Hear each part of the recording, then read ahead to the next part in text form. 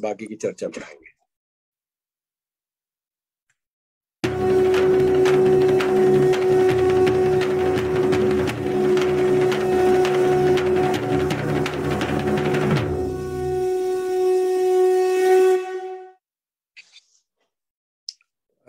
बाकी 4 दिनों की तरह आज भी 5वां दिन है नवरात्रि मनीषा का। और हम जैसे पहले करते आए हैं कि पहले चूंकि 9 दिन की इस तपस्या और इस भाव के साथ जो हमको उसका फल मिलता है वो राम जन्मोत्सव है। सो इसलिए जो हमारा उद्देश्य होता है इसी को हम कर्म कहते हैं। एक तरह से हमारा उद्देश्य जो है उस कर्म की भांति है जिसको हम करके कहीं पहुंच पाते हैं। और उस कर्म को करने के लिए हमारे साथ जुड़े हुए हैं पंडित रामचंद्र जी मिश्र रामायणी अवध, जो कि इस रामचरितमानस की चर्चा के एक बहुत माहिर व्यक्ति हैं और उनकी गूढ़ बातों को बहुत आसानी से हमको समझा पाते हैं। और हम चाहते हैं कि इस रसास्वादन राम कथा का रसास्वादन में कोई और देरी ना हो, क्योंकि थोड़ा सा आज विलंब हो गया है। फिर भी हम पंडित जी से कहेंगे वो अपना समय पूरा ले। थोड़ा लेट कर लेंगे, अपर्णा मान जाएंगी उस बात को, तो क्योंकि हम राम कथा को से वंचित नहीं रहना चाहते। आज समय थोड़ा सा हमारा लेट हो गया है, करीब 10-15 मिनट। तो 10-15 मिनट और ले सकते हैं पंडित जी, और आप अपनी कथा प्रारंभ करें। प्रणाम।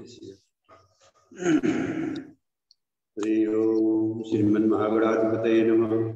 श्री सरस्वती नमः। गुरुचरणकमलेभ्यो नमः। नमः परमहंसास्वादिचरणचिन्मकरन्दाय भक्तजनमानसनिवासाय श्रीरामचन्द्राय लोकाभिरामं राजीवनेत्रं रघुवंशनाथं कारुण्यरूपं करुणाकरन्तं श्रीरामचन्द्रं शरणं प्रपद्ये। वन्दे विदेहतनया पदपुण्डरीकं कैसौरसौरवृषमाहृतयोगिचित्रम् हन्तुं त्रितापमनिशं निहंससेव्यं सनमानसाल्परपीतपरागपुञ्जम् मनोजवं मारुततुल्यवेगं जितेन्द्रियं बुद्धिमतां वरिष्ठं वातात्मजं वानरयूथमुख्यं श्रीरामदूतं शरणं प्रपद्ये। गंगातरङ्गरमणीयजटाकलापं गौरी निरन्तरविभूषितवामभागं नारायणप्रियमनङ्गमदापहारं वाराणसीपुरपतिं भजे विश्वनाथं। सीतानाथसमारम्भां रामानन्दारमध्यमाम् अस्मदाचार्यपर्यन्तां वन्दे गुरुपरम्पराम्। वाञ्छाकल्पतरुभ्यश्च कृपासिन्धुभ्येव च पतितानां पावनेभ्यो वैष्णवेभ्यो नमः। मङ्गलगौनय मङ्गलहारि द्रवं सुदशरथयारि जनकसुता जगजननी जानकी अतिशय प्रिय करुणानिधान आगे युगपद कमलमनामो जासु कृपा निर्मलमति श्री राममय सर्वजग जानी करम प्रणाम जोरि जुगपानि। हिरायर्थ जल बीच सम कहियत भिन्न भिन्न वंदो सीता राम पद जिन्हि परम प्रीति। बोलिए सियावर रामचंद्र भगवान की जय। हनुमान जी महाराज की जय। श्री गौरीशंकर भगवान की जय। श्री गोस्वामी तुलसीदास जी महाराज की जय। श्री सतगुरुदेव भगवान की जय। सत्य सनातन धर्म की जय। भगवान की पावन कथा की परंपरा के अनुसार 2-4 बार भगवान के पावन नाम का स्मरण किया जाए, तत्पश्चात भगवान की चर्चा। श्री राम जय जय राम। श्री राम जय राम जय जय राम।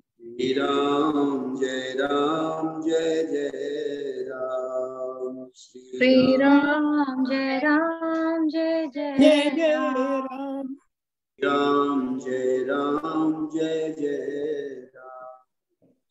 श्री राम जय राम जय जय राम। प्यारे राम औसत जनों के प्यारे राम। दशरथ राज दुलारे राम। दशरथ राज दुलारे राम। श्री राम जय राम। श्री राम जय राम जय जय राम। श्री राम जय राम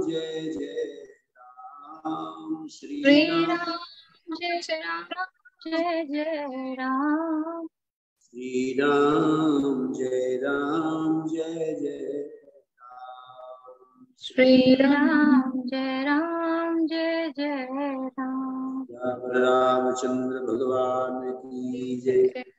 अनंत कोटि ब्रह्मांड नायक आनंद कंद भगवान श्री राघवेंद्र सरकार की पावन कृपा से परम आदरणीय परम सम्माननीय हमारे डॉक्टर साहब जी के प्रयास से भगवान की पावन कथा जो आपके समक्ष निरंतर प्रवाहित हो रही है, आइए हम सब अपने मन बुद्धि चित्त को भगवान की पावन लीला में प्रवेश करें।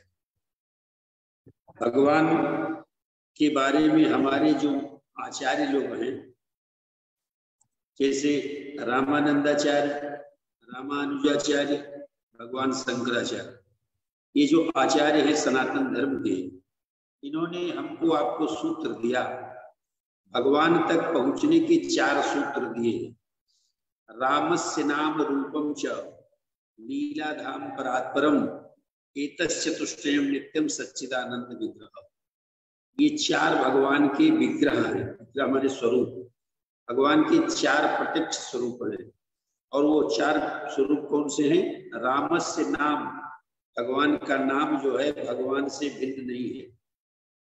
नाम और नामी अलग अलग नहीं होते। तो भगवान का नाम, भगवान की कथा लीला, भगवान का स्वरूप और भगवान का धाम, 4 विग्रह हैं। इन चारों में से एक में जीव जब निष्ठ हो जाए, ये हमारे सनातन की मान्यता है, एक में जीव अपनी निष्ठा बनाने निष्ठ हो जाए, तो एक में निष्ठ होने पर उस जीव को भगवान की अनुभूति हो जाएगी, ऐसा हमारा शास्त्र है। भगवान नाम की महिमा वैसे तो 4 युगों में है, लेकिन कलयुग में भगवान के नाम की महिमा विशेष मानी। क्यों? क्योंकि कलयुग में भगवान अपने को सस्ता बना दिए। अन्य युगों में कीर्ते यदि ध्यायतो विष्णु त्रेतायाम यजतो मखै द्वापरे परिचर्यायाम कलौ तद हरि कीर्तनम। अब भगवान अपने को कीर्ति माने सतयुग में कीर्ते यदि ध्यायतो विष्णु, सतयुग में लोग भगवान का ध्यान करते थे, चारों वर्ष समाधि लगाते थे। कीर्ते यदि ध्यायतो विष्णु त्रेतायाम यजतो मखै, त्रेता में बड़े बड़े यज्ञ करते थे। द्वापरे परिचर्यायाम, द्वापर में भगवान की पूजा अर्चना करके भगवान तक पहुंचते थे। कलौ तद हरि कीर्तनम, कलयुग में केवल भगवान के नाम की महिमा है। तो नाम में भगवान ने अपने को प्रतिष्ठित कर दिया। और सबसे बड़ी बात यह है, किसी भी मंत्र को जप करने के लिए हमारे यहाँ प्रावधान बताया गया है, कोई भी नियम बताया गया है, लेकिन भगवान नाम लेने के लिए किसी भी नियम का, किसी प्रावधान का वर्णन नहीं किया गोस्वामी जी ने। और नाम की महिमा ये लिखी है, गोकोटिदानम ग्रहणे सुखासी प्रयाग गंगा युगकल्पवासा यज्ञायुतम मेरु सुवर्ण दानम गोविंद नामना न कदापि तुल्यम। 1 करोड़ गौ का दान दिया जाए। हमारे सनातन धर्म की मान्यता है, 1 गोदान करने वाला व्यक्ति नरक में नहीं जाता। हमारे यहाँ नरकों का भी वर्णन, 27 प्रकार के नरकों का वर्णन भागवत में लिखा है।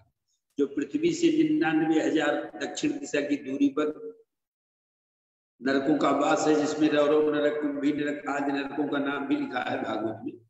तो 1 गोदान करने वाला व्यक्ति नरक में नहीं जाता। और भगवान के नाम की महिमा वर्णन करते हुए व्यास जी महाराज कहते, गो कोटि दान, 1 करोड़ गौ का जो दान दिया जाए, उसका जो पुण्य फल है तराजू के एक पलड़े में रख दिया। गोकोटि दानम ग्रहणे सुकाशी, काशी में निवास करने का जो पुण्य फल है वो भी तराजू के उसी पलड़े में रख दिया जाए। यज्ञायुतम में सुवर्ण दानम, विष्णु महायज्ञ के स्वर्ण दान, जैसे अन्नदान, वस्त्र दान, द्रव्य दान, वैसे स्वर्ण दान भी दिया जाता है यज्ञ में। तो सुमेरु पर्वत के समान स्वर्ण दान करने का जो पुण्य फल है वो भी तराजू के उसी पलड़े में रख दिया जाए। तो 1 करोड़ गौ के दान का पुण्य फल, काशी में निवास करने का पुण्य फल और विष्णु महायज्ञ करके स्वर्ण दान देने का फल। प्रयाग गंगा युग कल्पवासा, तीर्थराज प्रयाग में कल्पवास करने का जो फल है वो भी उसी तराजू के पलड़े में रख दिया जाए। व्यास जी महाराज कहते इतने पुण्य फल एक और रखिए और गोविंद भगवान का एक नाम एक पलड़ी में रख दीजिए। तो व्यास जी कहते हैं कि गोविंद नाम न कदापि तुल्यम, भगवान के एक नाम की बराबरी इतने सारे सत्कर्म मिलकर के नहीं कर सकते। इसलिए गीता जी में भी भगवान ने एक आदेश दिया, तस्मात् सर्वेषु कालेषु माम अनुस्मरन्तु।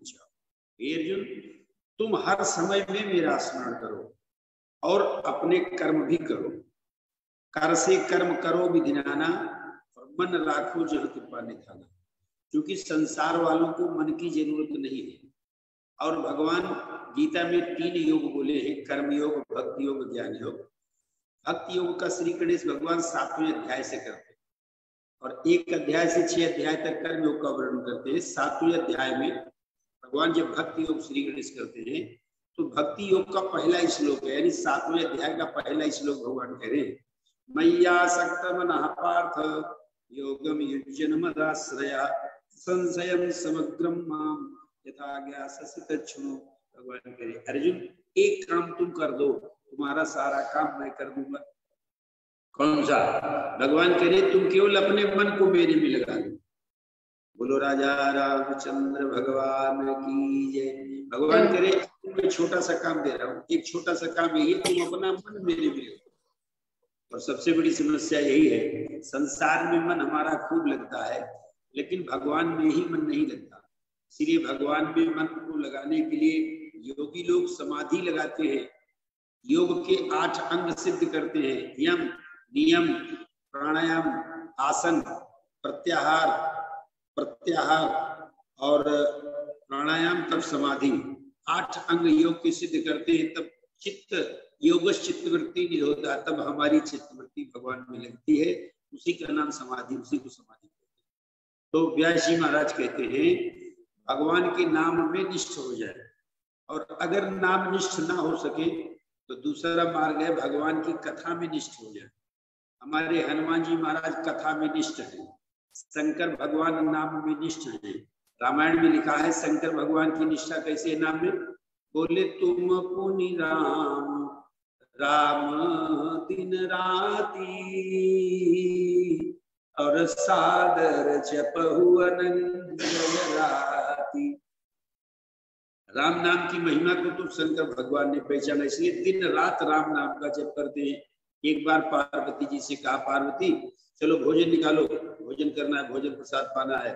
पार्वती जी ने कहा महाराज हमारा नियम है, जब तक मैं विष्णु सहस्त्र नाम का पाठ नहीं कर लेती हूँ तब तक मैं भोजन नहीं करती, और ये हमारा नियम है। इसलिए शास्त्र सम्मत नियम को अपने जीवन में धारण करना ये भक्ति का अंग है। शास्त्र से सम्मत जो नियम है, जैसे विष्णु सहस्त्र नाम का पाठ करने के बाद मैं भोजन करती हूँ, ये नियम पार्वती जी का है। तो पार्वती जी ने कहा महाराज अभी हमारा नियम पूरा नहीं हुआ, मैं विष्णु सहस्त्र नाम का पाठ करूंगी तब भोजन करूंगी। तो भगवान शंकर ने एक तरीका बताया, पार्वती सुनो हमारी बात आप मानो, 4 बार राम राम कह दो, हो गया विष्णु सहस्त्र नाम का पाठ। राम रामेति रामेति रमे रामे मनोरमे सहस्त्र नाम तत्तुल्यम राम नाम। तो केवल राम राम कह दो, हो गया विष्णु सहस्त्र नाम का पाठ। इसलिए रामायण में भी लिखा है कि कहूं कहाँ लगी नाम बड़ाई और राम न सकहि नाम गुण गाई। नाम की महिमा कलयुग में इतनी श्रेष्ठ है कि राम भी नाम की महिमा को नहीं गा सकते। एक दृष्टांत के माध्यम से 2-4 संत एक भाई के यहाँ गए और संतों ने उनसे पूछा और सब परिवार में ठीक है? बोले महाराज और सब ठीक है, पर हमारा भाई ऐसा है जो कभी भगवान का नाम नहीं लेता है, इतने में उसका भाई भी सामने से आ गया और संतों ने पूछा भैया आप राम नाम क्यों नहीं लेते हो? वो भी इतना कट्टर था, उसने कहा यही एक नाम छोड़ करके और दुनिया का जो नाम आप कहो उसको हम ले लेंगे, पर राम नाम नहीं लेंगे। पर ले तो लिया उसने राम का नाम, उसने कहा राम नाम नहीं लेंगे। और संतों ने उसको पकड़ के गिरा दिया और उसका प्राणांत हो गया। और धर्मराज जी के यहाँ जब गया तो धर्मराज जी ने रजिस्टर खोल करके देखा तो धर्मराज जी को ऐसा लगा कि ये तो बड़ी विचित्र केस आ गई है। कभी इसने राम का नाम लिया नहीं, केवल मरते समय अनादर से राम का नाम लिया, तो इसको कौन सी गति दी जाए? तो धर्मराज जी ने विचार किया मनमानी करना ठीक नहीं है, थोड़ा ब्रह्मा जी से विचार कर लेते हैं। तो वो जो मर करके गया था उसको लेकर के ब्रह्मलोक में ब्रह्मा जी के यहाँ गई और जब सारी बातें बताई ब्रह्मा जी को तो ब्रह्मा जी ने कहा भाई वास्तव में विचित्र केस लेकर के आया हो, मरते समय एक बार अनादर से राम का नाम लिया है, तो क्या फल मिलना चाहिए? तो ब्रह्मा जी ने कहा ये तो हम भी नहीं बता पाएंगे, पर निर्णय करना है तो थोड़ी दूर कैलाश रह गया भोले बाबा के पास, क्योंकि जाने महेश राम प्रभुताई, राम की प्रभुता को महेश जानते हैं। तो चलो शंकर जी से पूछ लेते। भोले बाबा के पास गए और अपनी समस्या रखा, महाराज एक व्यक्ति ऐसा आया है मृतलोक से जो कभी राम का नाम नहीं लिया था, मरते समय एक बार राम का नाम लिया है, अब बताइए उसको कौन सी गति दी जाए, कौन सा फल दिया जाए? तो भोले बाबा ने कहा ब्रह्मा जी रामायण में हमें ने तो लिखा है कि राम न सके ही नाम गुण गाए, जब राम भी नाम की महिमा नहीं गा सकते हैं तो हम आपको कैसे बताएं? तो बोले फिर अब निर्णय कहाँ होगा? बोले अब यहाँ तक आ गए हो तो थोड़ी दूर रह गया है क्षीर सागर, और हमारे आपके सुप्रीम कोर्ट तो भगवान नारायण ही है। मूलम ही विष्णुदेवा नाम ये धर्म सनातना, सनातन धर्म की जड़ तो भगवान नारायण है, तो चलो उन्हीं से निर्णय करा लिया जाए। लेकिन वो जो मर करके गया था वो इतना विचित्र व्यक्ति था, उसने कहा ब्रह्मा जी सुनो, सुबह से आप मुझे दौड़ा रहे हो, मृत्यु लोक से यमलोक, यमलोक से ब्रह्मलोक, ब्रह्मलोक से कैलाश लेकर के आए, अब मैं कहीं नहीं जाऊंगा, और अगर हमको ले चलना है कहीं तो आप हमारे लिए कन्वेंस की व्यवस्था कीजिए, राजा रामचंद्र भगवान की मोटर गाड़ी की व्यवस्था कीजिए। भगवान शंकर ने कहा ब्रह्मा ये तो विचित्र व्यक्ति आप ले आए हो कैलाश में, आपको पता है यहाँ कौन रहता है कैलाश में? सिद्धि तपोधन जोग जन सुर किन्नर मुनि वृंद, और वसहि तहाँ सुकृति सकल सेव ही शिव सुखकंद। शिव जी के शिव लोक में अर्थात कैलाश में पापी जन नहीं रहते हैं, वहां तो सिद्ध महापुरुष ही निवास कर सकते हैं। और ये व्यक्ति ऐसा लेकर गया, वो कह रहा है कि हमारे लिए मोटर गाड़ी की व्यवस्था करो और नहीं तो मैं यही रहूंगा। तो भाई अगर ये कैलाश में रहेगा तो कैलाश की महिमा छीड़ हो जाएगी, इसलिए ब्रह्मा जी अब आप व्यवस्था बनाओ, इसको यहाँ से निकालना है। तो ब्रह्मा जी ने कहा भोले बाबा अगर आप कहो तो एक बात करें। बोले क्या? बोले देखो यहाँ मोटर गाड़ी तो कोई मिलेगी नहीं, और ये जिद कर रहा है कि हमारे लिए कन्वेंस की व्यवस्था करो तभी हम आगे जाएंगे, नहीं तो यही रहेंगे कैलाश में, और कैलाश में रहेगा तो कैलाश की महिमा छीड़ होगी। तो हमारा विचार तो ये है कि एक पालकी बना लिया जाए और पालकी में इसको बैठा करके किसी तरह से क्षीर सागर पहुंचा दिया। भोले बाबा ने कहा ब्रह्मा जी मैं पालकी ढो दूंगा ये स्वीकार है, लेकिन इसको कैलाश नहीं रहने दूंगा। और पालकी बन गई, पालकी की व्यवस्था हुई, और वो जो मर करके गया था वो पालकी में बैठ गया। आगे ब्रह्मा जी लगे, पीछे शंकर भगवान पालकी उठा लिए और लेकर के जब चले तो विष्णु लोक अर्थात क्षीर सागर में जब पहुंचे और भगवान विष्णु नारायण ने दूर से देखा कि ब्रह्मा और शंकर जिसको पालकी पर बैठा के लेकर के आ रहे हैं, तो भाई कोई साधारण मनुष्य तो होगा नहीं, हमें लगता है कोई महान तपस्वी है, तभी तो ब्रह्मा और शंकर पालकी पे बैठा के ला रहे हैं। और इसलिए क्षीर सागर में विष्णु भगवान भी खड़े हो गए और खड़े होकर के जोर से बोले आइए आइए आइए, कहाँ के महात्मा है? अयोध्या के हैं, वृंदावन के हैं, प्रयाग के हैं, काशी के हैं, ऋषिकेश के, हरिद्वार, कहाँ के महात्मा हैं?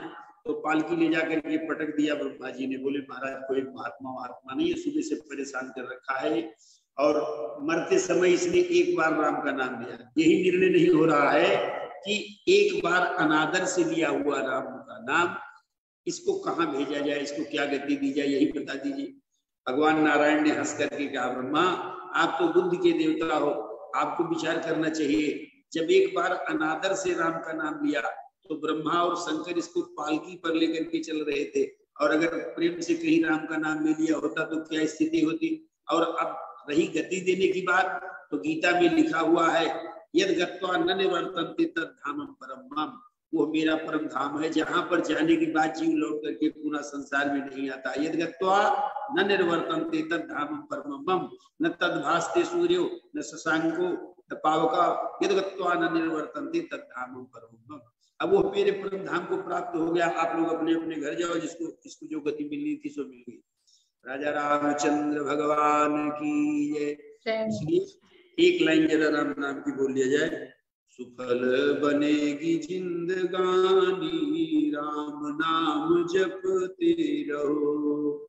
सुफल बनेगी जिंदगानी राम नाम जपते रहो। फल बनेगी जिंदगानी राम नाम जपते रहो। फल बनेगी जिंदगानी राम नाम जपते रहो। फसल कादि नाम जपते हैं, सुख सनकादि नाम जपते हैं। नाम जपे शंभु भवानी राम नाम जपते रहो। राम जपे शंभु भवानी राम नाम जपते रहो। नाम जपे शंभु भवानी राम नाम जपते रहो। फल बनेगी जिंदगानी राम नाम जपते रहो। फल बनेगी जिंदगानी राम नाम जपते रहो। सुख सनकादि नाम जपते हैं, सुख सनकादि नाम जपते हैं। नाम जपे शंभु भवानी राम नाम जपते रहो। नाम जपे शंभु भवानी राम नाम जपते रहो। फल बनेगी जिंदगानी राम नाम जपते रहो। फल बनेगी जिंदगानी राम नाम जपते रहो। नाम जपते ही संत जानिए, नाम जपते ही संत जानिए। नाम जपते ही संत जानिए, नाम जपते ही संत जानिए। सोई भगत सोई ज्ञानी राम नाम जपते रहो। सोई भगत सोई नाम जपते रहो। सोई भगत सोई ज्ञानी राम नाम जपते रहो। सुफल बनेगी जिंदगानी राम नाम जपते रहो। जन राजेश नाम जपने से, जन राजेश नाम जपने से मिट जाए सकल गलानी राम नाम जपते रहो। मिट जाए सकल गलानी राम नाम जपते रहो। बनेगी जिंदगानी राम नाम जपते रहो। सुफल बनेगी जिंदगानी राम नाम जपते रहो। राजा रामचंद्र भगवान की जय। तुलसीदास जी का जब इतना बड़ा सम्मान बढ़ा भारत में कि दिल्ली के सम्राट अकबर ने भी उनको दिल्ली बुलाया तुलसीदास जी को, और सम्मान किया तुलसीदास जी का। लेकिन तुलसीदास जी से जब अकबर ने पूछा कि ये बताओ, इतना बड़ा तुम्हारा नाम हो गया संसार में, इतनी बड़ी सफलता मिल गई, इतनी बड़ी प्रभुता मिल गई, इसके पीछे कोई तंत्र मंत्र तो नहीं है? क्योंकि तंत्र मंत्र करने वाले लोग भी ऊंचाई पर पहुंच जाते हैं, लेकिन ऊंचाई पर पहुंचने के बाद वो फिसल के गिर जाते हैं। तांत्रिक लोग जो तंत्र मंत्र वाले हैं, लेकिन जो भगवान की भक्ति मार्ग को पकड़ करके चलते हैं, ना ही कश्चित कल्याण के दुर्गति गच्छति। गीता जी में देखो, हम इसलिए गीता से बोल देते हैं क्योंकि गीता वेद की भी जननी है और यह स्वयं पद्मनाभस्य मुख पद्माधुनिश्रिता, भगवान नारायण के मुखार बिंद से निकली हुई गीता। श्रीमान जी, भगवान के चरणों से निकली हुई गंगा इतनी पवित्र है कि शंकर भगवान उनको सर पे धारण करते हैं गंगा जी को। चरणों से निकली हुई गंगा इतनी पवित्र है कि शंकर जी शीश पर धारण करते हैं गंगा जी को, तो मुखार बिंद से निकली हुई गीता कितनी पवित्र होगी। इसलिए गीता से हम आपको उदाहरण, हर प्रसंग का उदाहरण गीता से इसलिए देते हैं क्योंकि गीता वेद की भी जननी है। गीता सुगीता कर्तव्या किमन्ये शास्त्र विस्तरे, यह स्वयं पद्मनाभस्य मुख पद्माधुनिश्रिता। तो गीता में भगवान कहते हैं ना में भक्त्या प्रणश्यति, जो मेरा भक्त होगा उसका विनाश कभी नहीं हो सकता, उसका पतन कभी नहीं हो सकता। अरे वो पतन भी होगा। हनुमान जी महाराज जब अशोक वृक्ष पर मेघनाथ ने बाण मारे हनुमान जी पर, और हनुमान जी ऊपर अशोक वृक्ष की डाल पर बैठे थे और तमाम राक्षसों की सेना नीचे खड़ी थी, और कहते हैं कि मेघनाथ ने बाण मारे हनुमान जी को, राम राम हनुमान जी हमेशा करते थे। राम राम कह करके जब हनुमान जी वृक्ष से नीचे गिरे तो सुंदरकांड में आप लोग पढ़े होंगे, क्या लिखा है, परत्यु बार कटक संघारा। हनुमान जी डाल से नीचे गिरे, गिरते समय 150,000 2,000 राक्षस तो उनके गिरने से मर गए वहां पर। परत्यु बार कटक संघारा, अर्थात हनुमान जी गिरे क्या, अब वो तो गिर करके भी राक्षसों का संहार कर दिया।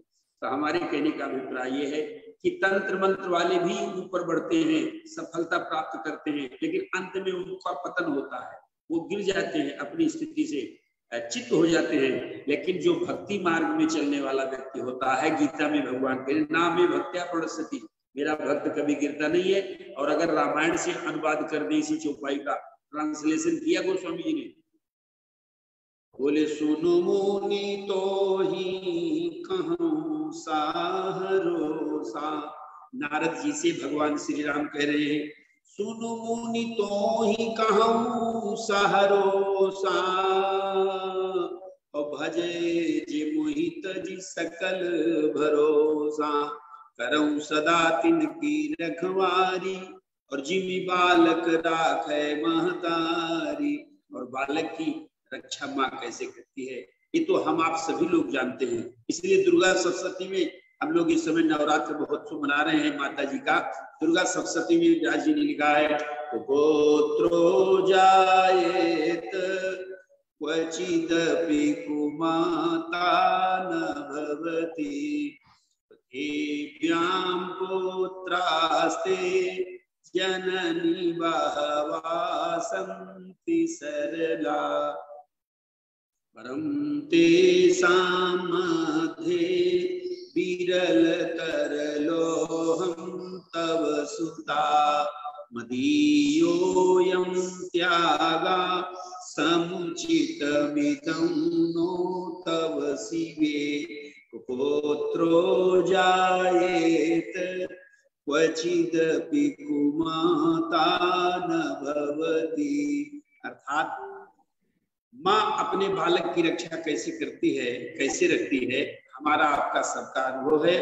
और इसीलिए एक संत ने लिखा है कि भगवान को कोई और उदाहरण नहीं मिला, केवल एक उदाहरण मिला, जिमि बालक राखे महतारी।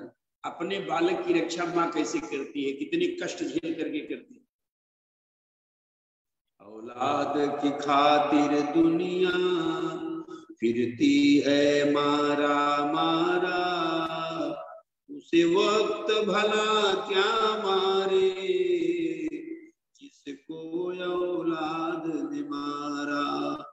औलाद की खातिर दुनिया फिरती है मारा मारा, उसे वक्त भला क्या मारे, जिसको औलाद ने मारा।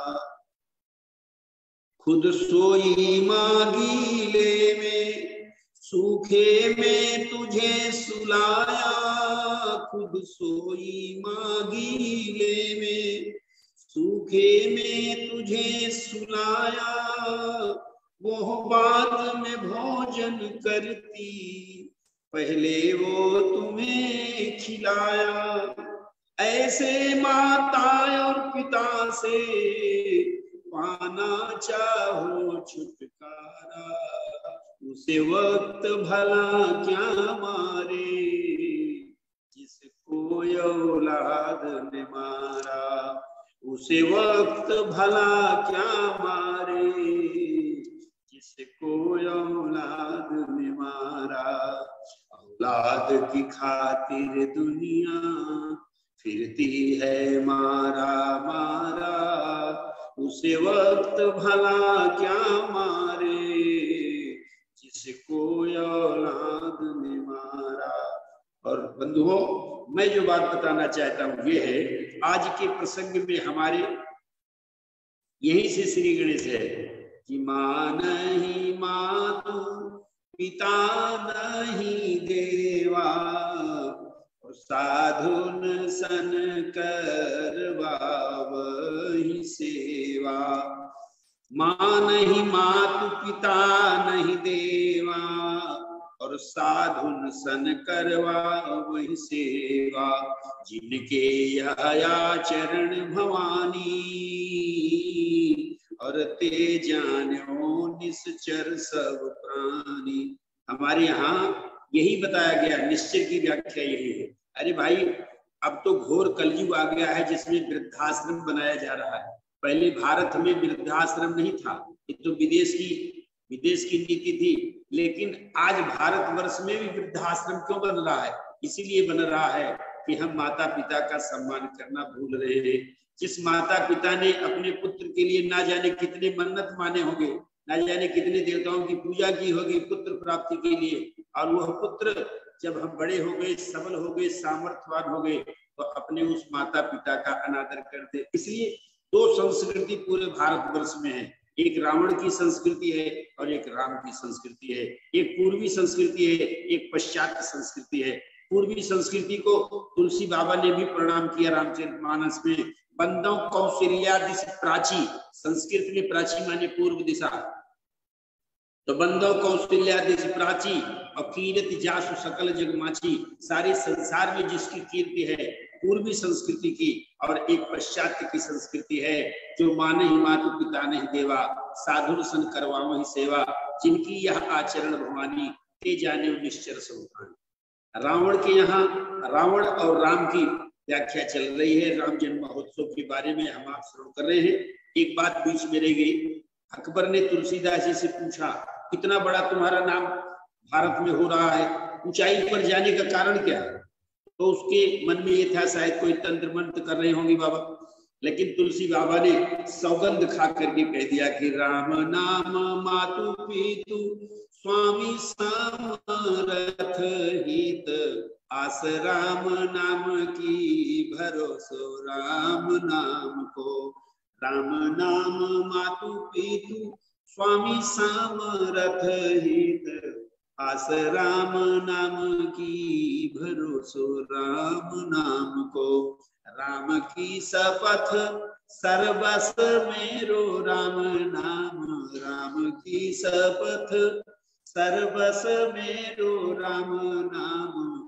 राम नाम हीन तुलसी न काहू काम को। अब आप देखिए, एक रावण की संस्कृति है, रावण का अपना विचार है, जीवन शैली है, जहां पर बुजुर्गों का वृद्धों का कोई सम्मान नहीं है। माल्यवंत नाना लगते हैं। एक दिन माल्यवंत आई रावण को समझाने के लिए कि बेटा राम भगवान है, राम को ऐसा, राम से युद्ध ना करो, राम से झगड़ा न करो। तो रावण ने स्पष्ट कह दिया, नाना जी बूढ़ जान सट छाड़ो तो है, तुम वृद्ध हो इसलिए मैं तुम्हें कोई दंड नहीं दे रहा हूँ, नहीं तो तुमने इतनी उल्टी बात कही कि तुम दंड देने का काम कर रहे हो। अर्थात कोई सम्मान नहीं है वृद्धों का। वैसे शास्त्र में लिखा, ना सा सभा यत्र संत वृद्धा, वो सभा नहीं मानी गई जिस सभा में एक वृद्ध ना हो। नाते वृद्धाए न बदंति धर्मम, वह वृद्ध भी नहीं है जो जवानी में आप भगवान की और धर्म की बात ना माने तो कोई बात नहीं, बुढ़ापे में तो भगवान को धर्म को मानना ही चाहिए। यही शास्त्र कहता है, प्रथमे नार्जितम विद्या, द्वितीये नार्जितम धनम, तृतीये नार्जितम पुण्यम ज्ञानम, चतुर्थे किम करिष्यति। चतुर्थ काल में तो भगवान की शरणागति लेनी ही चाहिए। तो श्रीमान जी, रावण का जो ध्येय है वो मनमानी सब कुछ करता है, सारा कार्य उसके जीवन में मनमुखी है, मनमानी है, कोई शास्त्र का विचार नहीं, कोई धर्म का विचार नहीं, बड़े बुजुर्गों का कोई विचार नहीं, बड़े बुजुर्गों की कोई कीमत ही नहीं हुआ। एक दिन एक बार अपने पूरे परिवार के समेत बैठा हुआ था, 10 मुख बैठ सभायक मारा और देखी अमितयापन परिवार। और इतना बड़ा परिवार अपना देख करके रावण को इतना अभिमान हो गया, इतना अभिमान हो गया। वैसे भगवान शंकर से पार्वती जी ने पूछा कि भोले बाबा रावण तो आपका चेला है? बोले हाँ। तो बोले रावण को कितना बड़ा अभिमान है, कोई उदाहरण है आपके पास, बता सकते हैं? तो शंकर जी ने कहा एक ही उदाहरण है भवानी। कौन सा? बोले एक टिटहरी पक्षी होती और वो टिटहरी पक्षी जब रात को सोने लगती है तो दोनों पैर डाल में फंसा करके पूरी शरीर नीचे लटका देती है, और दोनों पैर डाल में फंसा करके और पूरी शरीर नीचे लटका देती है, ऐसे सोती है। तो किसी ने टिटहरी से पूछा कि ऐसे तुम क्यों सोती हो, दोनों पैर ऊपर करके और पूरी शरीर नीचे लटका दी? तो टिटहरी ने पूछने वाले से कहा भाई साहब आपको पता नहीं है, मैं इस प्रकार से इसलिए सोती हूँ क्योंकि मान लीजिए आकाश रात में गिर जाए तो कम से कम सर तो नहीं फूटेगा, पैर पे आकाश रुक जाएगा। बोलो गौरी शंकर भगवान की जय। भगवान शंकर ने पार्वती जी से कहा बोले उमा रावण ही आशय अभिमाना और जीवी खग सूत उताना। ये टिटहरी पक्षी उतान होकर के सोती है, उसका अभिमान तो देखो। वो कह रही है कि मैं इसलिए ऐसे सोती हूँ कि आकाश कहीं रात में गिर जाए तो हमारे पैर पर डूब जाएगा आकाश और शरीर सर्द फूटने से बच जाएगा। तो कितना बड़ा अभिमान है। तो भगवान शंकर पार्वती जी से कहते हैं कि उमा रावण ही असय अभिमाना और जीवी खग सूत उताना। जैसे टिटहरी पक्षी उतान होकर के सो रही, उसका अभिमान तो देखो। ठीक इसी प्रकार से रावण भगवान शंकर का शिष्य भी है।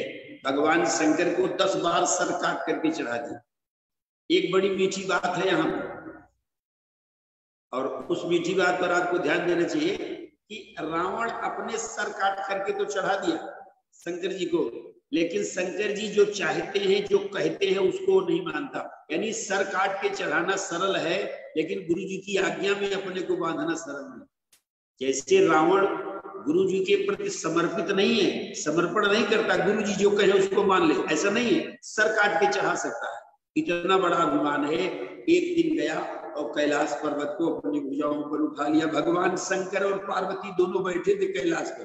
कौतुक ही कैलाश पुण्य लीने से जाए उठाए, कौतुक ही कैलाश पुण्य लीने से जाए उठाए। और इतना प्रसन्न हुआ भगवान शंकर और पार्वती दोनों बैठे थे कैलाश पर, और रावण ने हाथ से कैलाश भर दिया।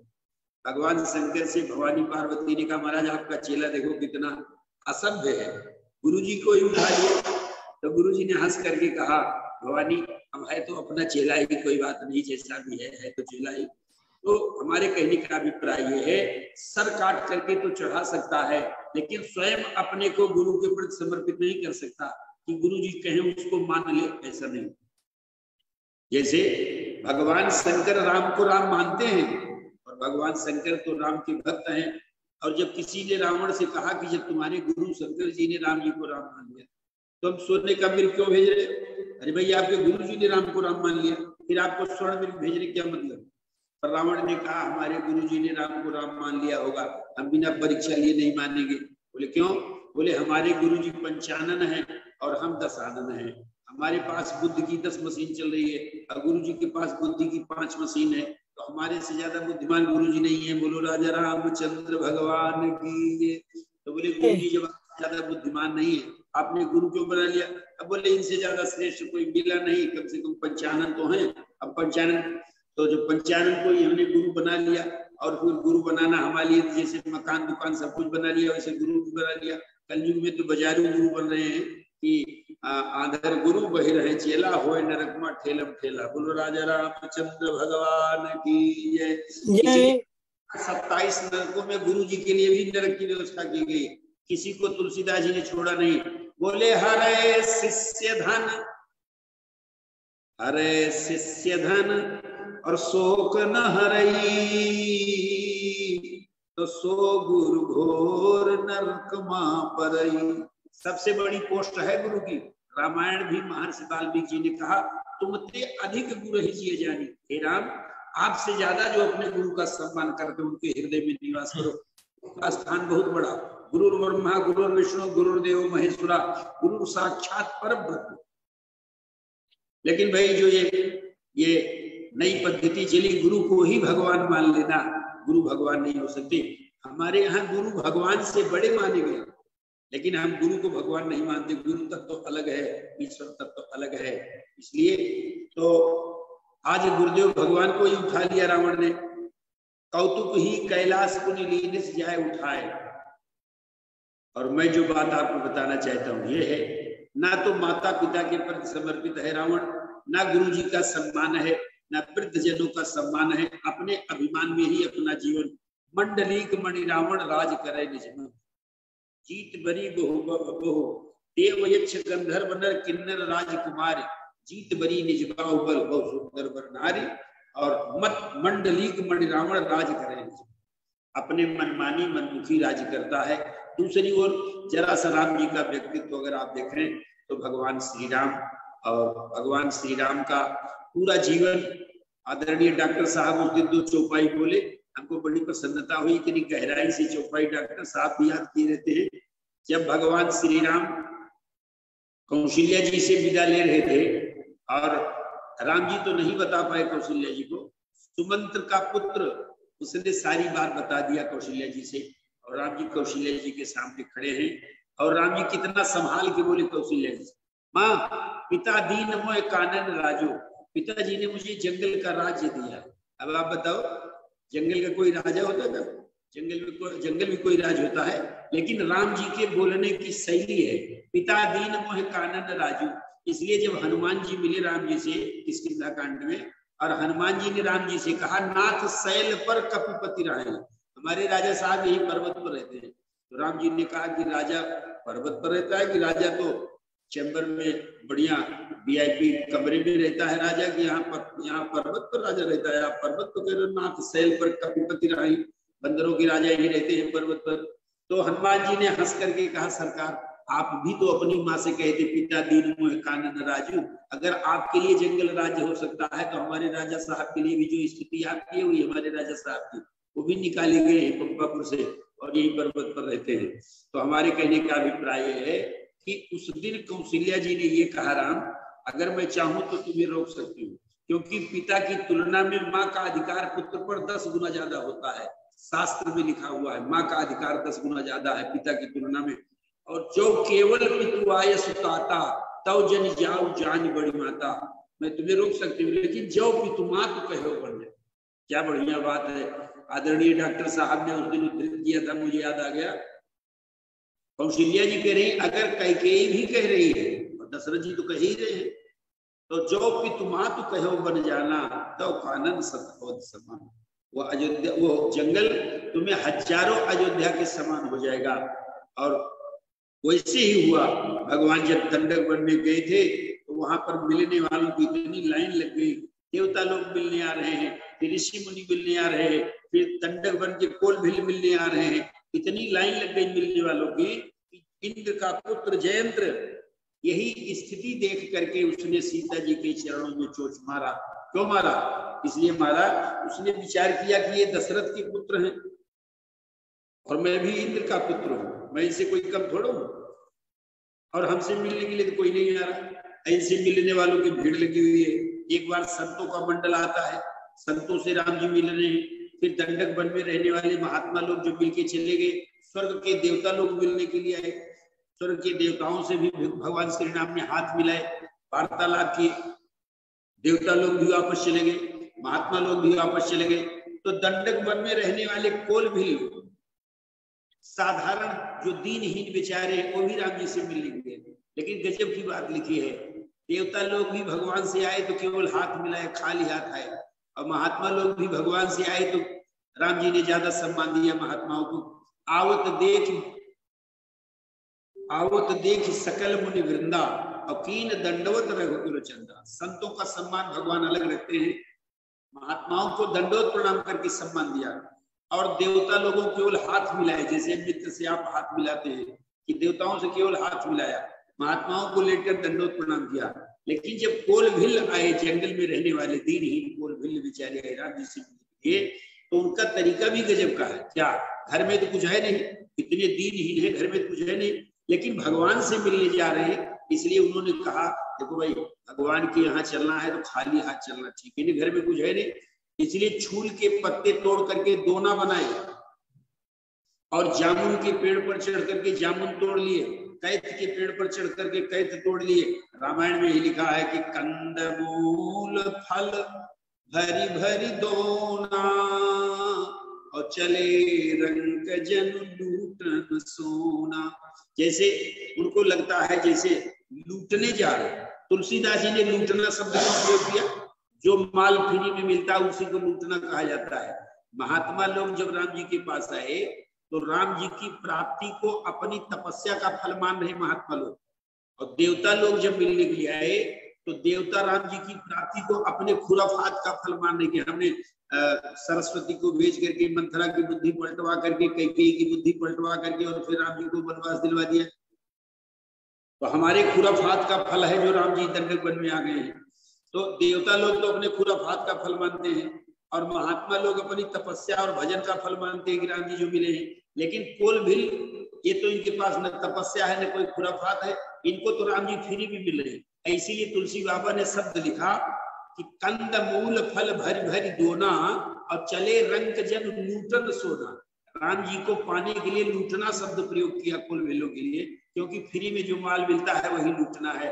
कोलभिल कहते ना हम तपस्या किए हैं, ना हमारे पास भजन है, न तपस्या है, न देवताओं की तरह हम कोई बलवान है, खुराफात भी नहीं है, तो हमको तो फ्री में राम जी मिल रहे हैं। इसलिए तुलसी बाबा ने कहा चले रंग जन लूटन सोना, जैसे लूटने जा रहे हैं। और इतना अनुराग राम जी में है कि करई प्रणाम भेंट धरी आगे, वो जो जामुन कैथ का दोना लेकर के आए आगे रख दिया राम जी के, करई प्रणाम भेंट धरी आगे, अब प्रभु ही विलोक ही अति अनुरागे।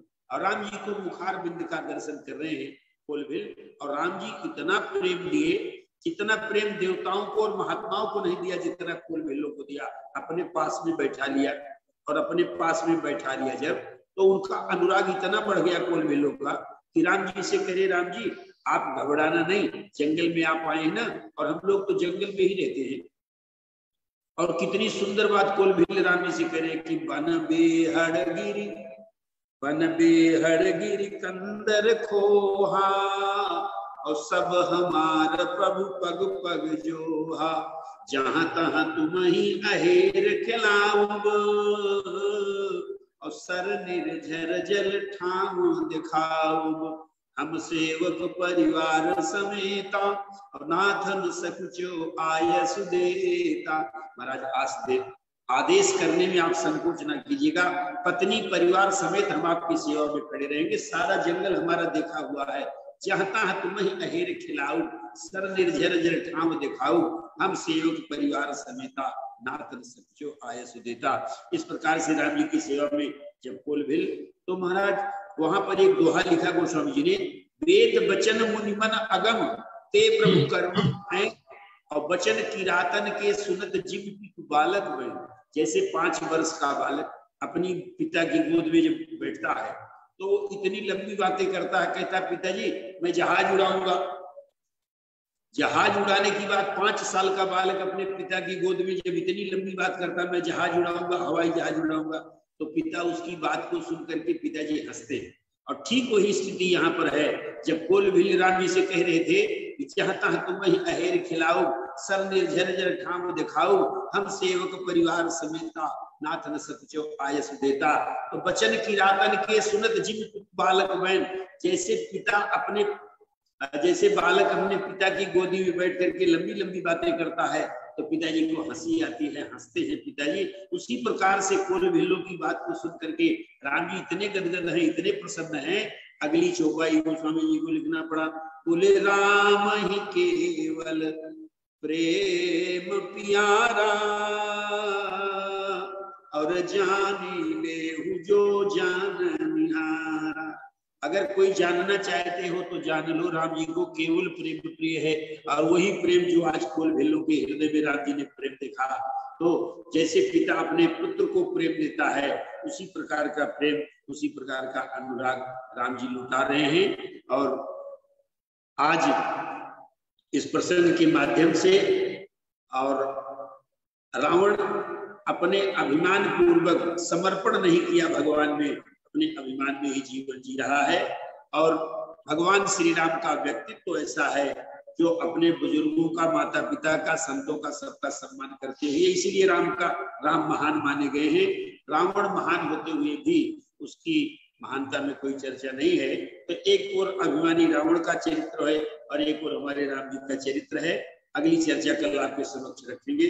समय हो चुका है। 2 बार भगवान का नाम है। श्री राम जय राम जय जय राम। श्री राम जय राम जय जय राम। जय राम जय जय राम। श्री राम जय जय यावर रामचंद्र भगवान की जय। योग में आज के एपिसोड में श्लोक हम ले रहे हैं, इनकी विवेचना में की बहुत इंपॉर्टेंट बातें आने वाली है। और आज का एपिसोड इसलिए बहुत विलक्षण है। इस एपिसोड में और क्या क्या हम विभूति योग के बारे में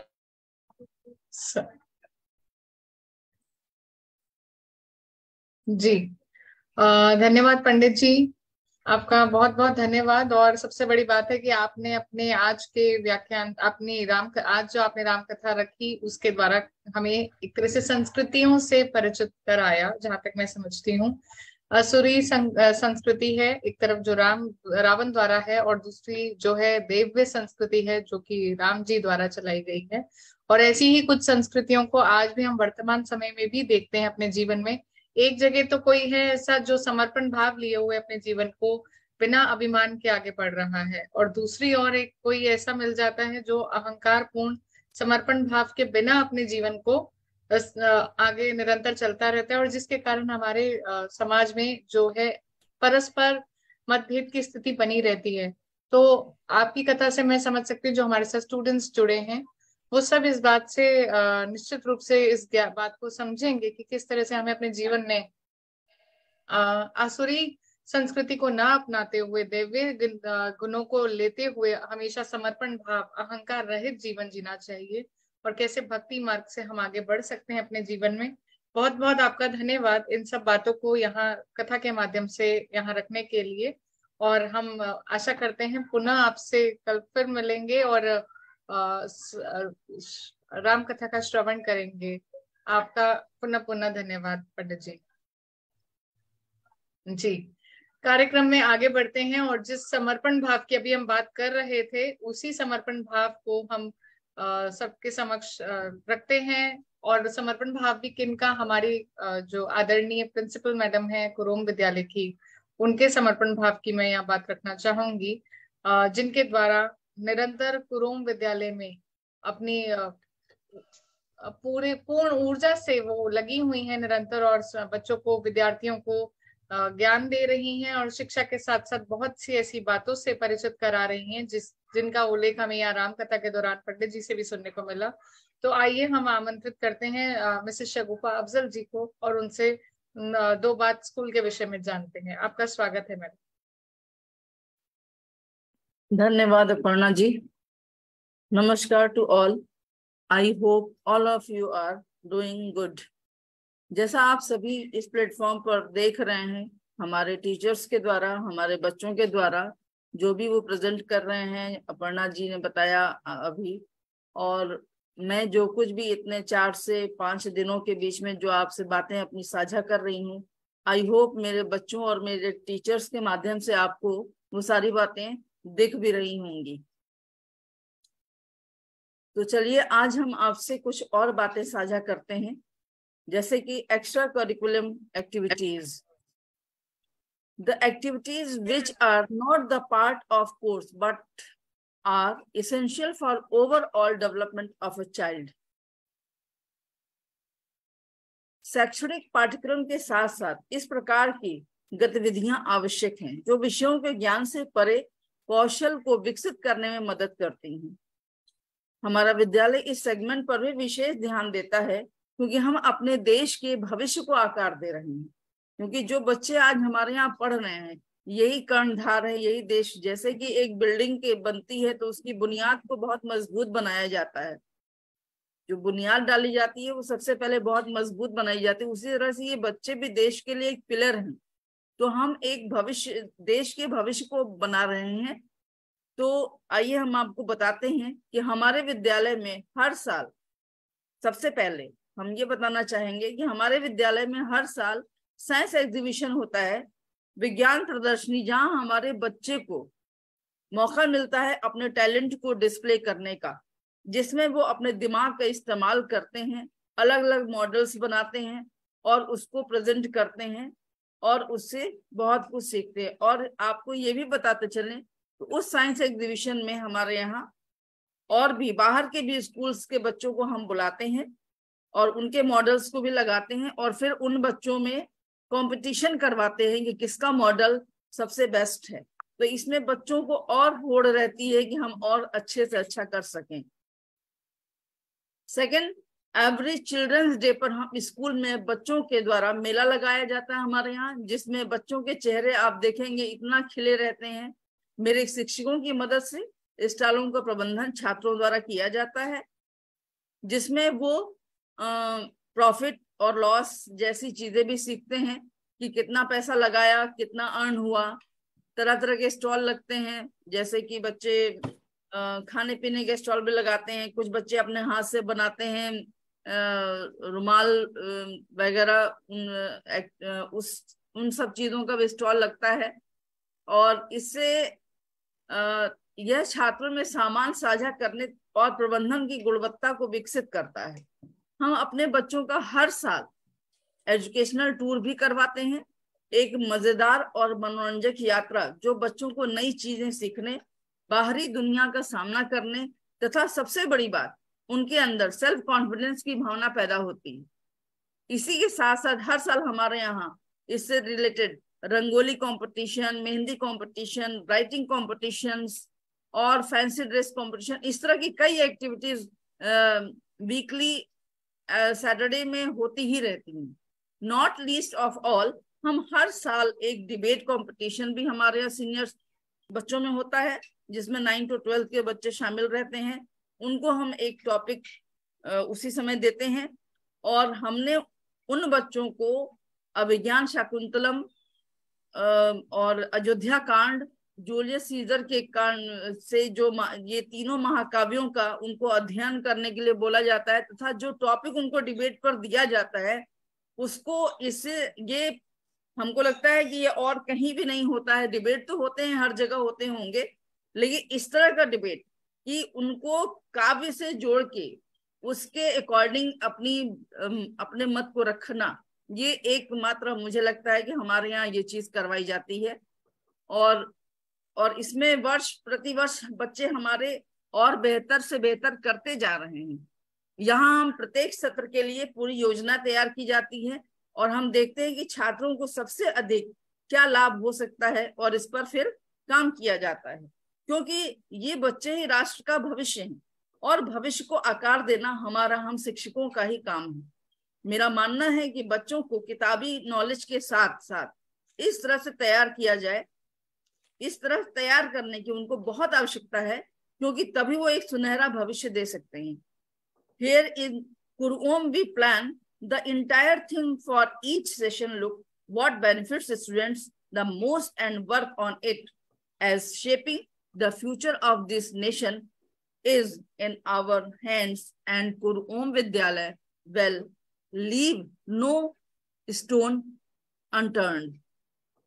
और साथ में हम आप सबसे ये भी बताना चाहेंगे कि जो हमारे स्कूल में ये सारी एक्टिविटीज हमारे टीचर्स और मैं मिलकर हमारे बच्चों से करते हैं, करवाते हैं, इसमें एक बहुत बड़ा हाथ हमारे फाउंडर सन डॉक्टर सर का है, क्योंकि बिना उनकी गाइडलाइन के, बिना उनके सपोर्ट के शायद ये पॉसिबल नहीं था। और ये पूरे बहुत पीछे से सपोर्ट रहता है और इनके साथ साथ हमारे अध्यक्ष मिस्टर राजेश सिंह सर का भी बहुत सपोर्ट रहता है हम लोगों को इन सारे काम को करने के लिए। तो मैं अपनी बातों को अपनी 2 लाइनों के साथ विराम देना चाहूंगी। अपने बच्चों के लिए है कि कदम कदम पर फूल खिले, खुशियां आपको इतनी मिले, कभी ना करना पड़े दुख का सामना, करते हैं हम दिल से कामना।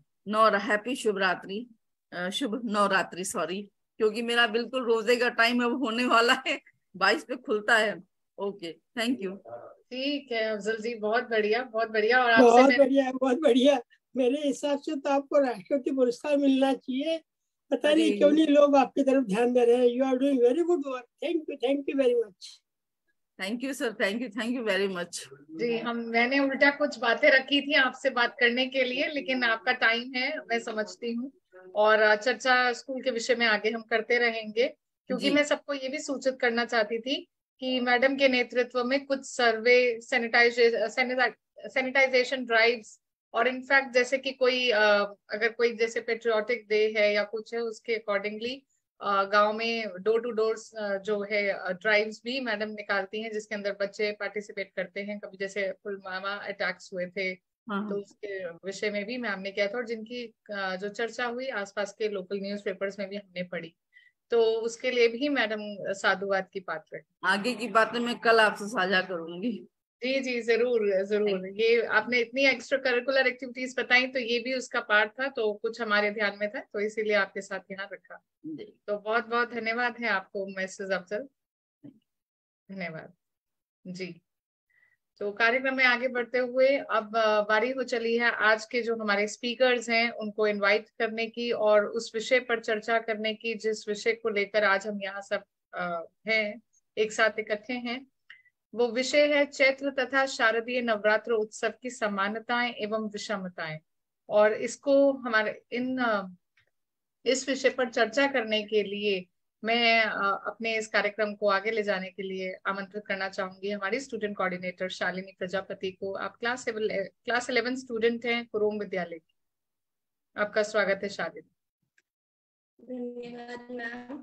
सभा में उपस्थित सभी सम्मान्य सदस्यों को मेरा सादर प्रणाम और चैत्र नवरात्रि की 5वें दिन की हार्दिक शुभकामनाएं, और माँ स्कंद माता की कृपा और आशीर्वाद हम सब पर ऐसे ही बना रहे, इसकी कामना है मेरी माँ से। जैसे कि ऑनरेबल अपर्णा मैम ने बताया कि आज का हमारा टॉपिक है चैत्र तथा शारदीय नवरात्र उत्सव की समानताएं और विषमताएं। तो इसके ऊपर चर्चा करने के लिए मैं इस टॉपिक पे चर्चा करने के लिए अपने स्कूल क्रोम विद्यालय के टीचर्स को आमंत्रित करना चाहूंगी। सर्वप्रथम मैं मिसेज उषा तिवारी मैम को इनवाइट करती हूँ। मैम, आप साइंस की टीचर हैं, तो मैं आपसे आग्रह करती हूँ कि आप इस टॉपिक पे हमारे साथ अपने व्यू शेयर करें। आपका स्वागत है मैम।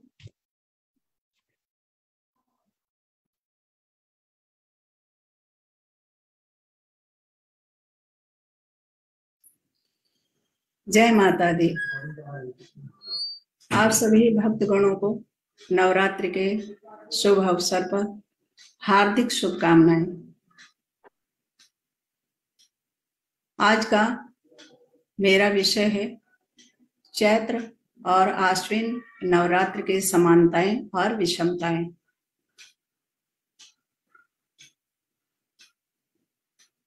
अभी कुछ समय पहले मेरी सहयोगी श्रीमती रीता मिश्रा मैम ने इसी विषय पे बहुत से बातें बताई, अपना विचार प्रकट किया। उन्होंने जितना भी बताया है बहुत ही अच्छा बताया है। उसी विषय पे मैं भी बोलने जा रही हूँ कि चैत्र नवरात्र और आश्विन नवरात्र में क्या समानताएं हैं और क्या विषमताएं। तो जैसा कि सभी जानते हैं कि चैत्र नवरात्र में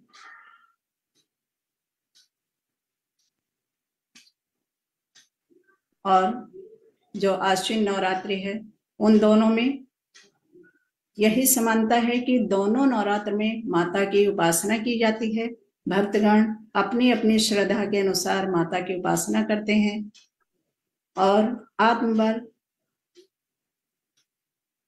अर्जित करते हैं। चैत्र नवरात्र में और आश्विन नवरात्र में ये विषमताएं हैं कि जो चैत्र नवरात्रि होता है वो प्रभु श्री राम से भी जुड़ा होता है।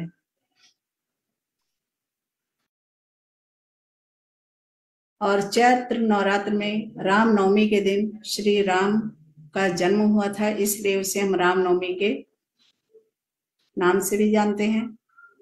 इसी प्रकार जो आश्विन नवरात्रि है उसमें जो है प्रभु श्री राम की लीलाओं का भी बखान होता है। जगह जगह राम लीलाएं होती हैं, जिससे जो है आज के समाज में जो भी नई पीढ़ियां आ रही हैं, अगर वो उनकी जीवन से जो जुड़ी लीलाएं हैं, जुड़ी कथाएं हैं, अगर उस पर ध्यान दें तो आज की जो युवा पीढ़ी है वो जागरूक हो सकती है। अब जो आश्विन माह में नवरात्रि है उसमें ये भी है कि माता की उपासना के साथ साथ प्रभु श्री राम की लीलाओं का भी बखान होता है। और उसमें जो है माता ने 9 दिन महिषासुर के साथ युद्ध किया और विजयदशमी के दिन महिषासुर का वध किया, इसीलिए हम माता को महिषासुर मर्दिनी भी कहते हैं।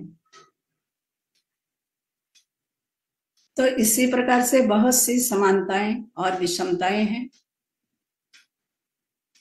जो सभी जानते हैं।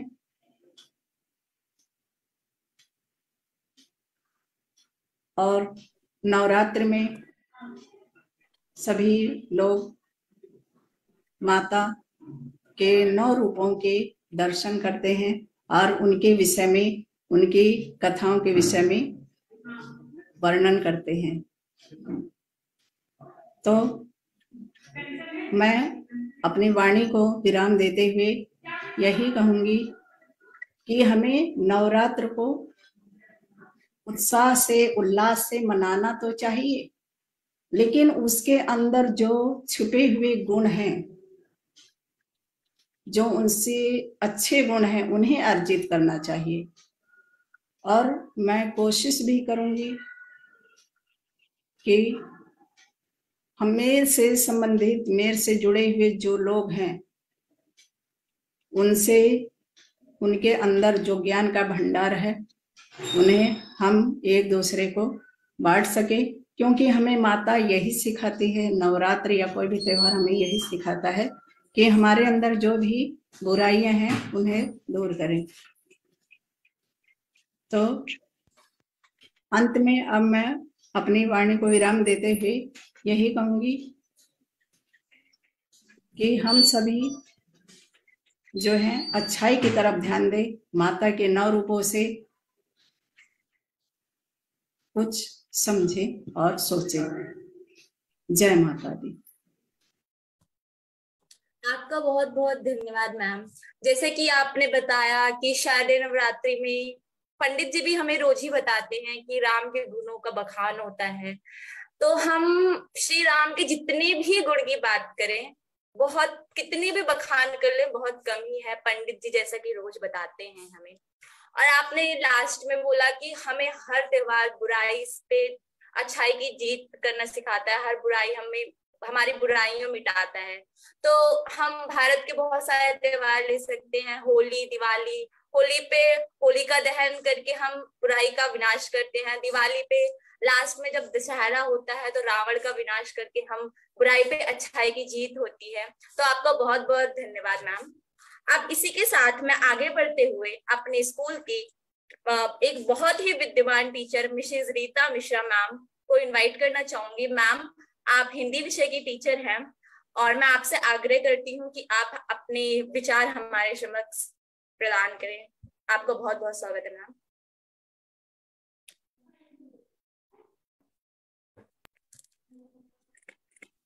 जय माता दी। नवरात्रि के इस पावन पर्व पर ऑनलाइन जुड़े सभी सम्माननीय लोगों को मेरी चैत्र नवरात्रि की मंगलमय शुभकामनाएं एवं सादर प्रणाम। आज मैं चैत्र नवरात्रि के बारे में आप लोगों के समक्ष कुछ विचार अपने रख रही हूँ। वैसे तो नवरात्रि 4 बताए गए हैं, पौष मास, आषाढ़ मास, चैत्र मास और अश्विन मास में, लेकिन 2 नवरात्रियों को गुप्त रूप से माना जाता है, जैसे कि पौष मास और आषाढ़ मास की नवरात्रि को। इसमें ऐसा कहा जाता है कि इसमें तंत्र साधना की उपासना की जाती है, तंत्र साधना सूजित किए जाते हैं, इसलिए इन नवरात्रियों को गुप्त माना गया है। लेकिन 2 नवरात्रियां जो कि चैत्र मास और शारदीय नवरात्रि है, इनको हम सभी देवी की उपासना के रूप में मनाते हैं। तो जबकि आज का मेरा विषय है चैत्र नवरात्रि और शारदीय नवरात्रि उत्सव की समानताएं और विषमताएं।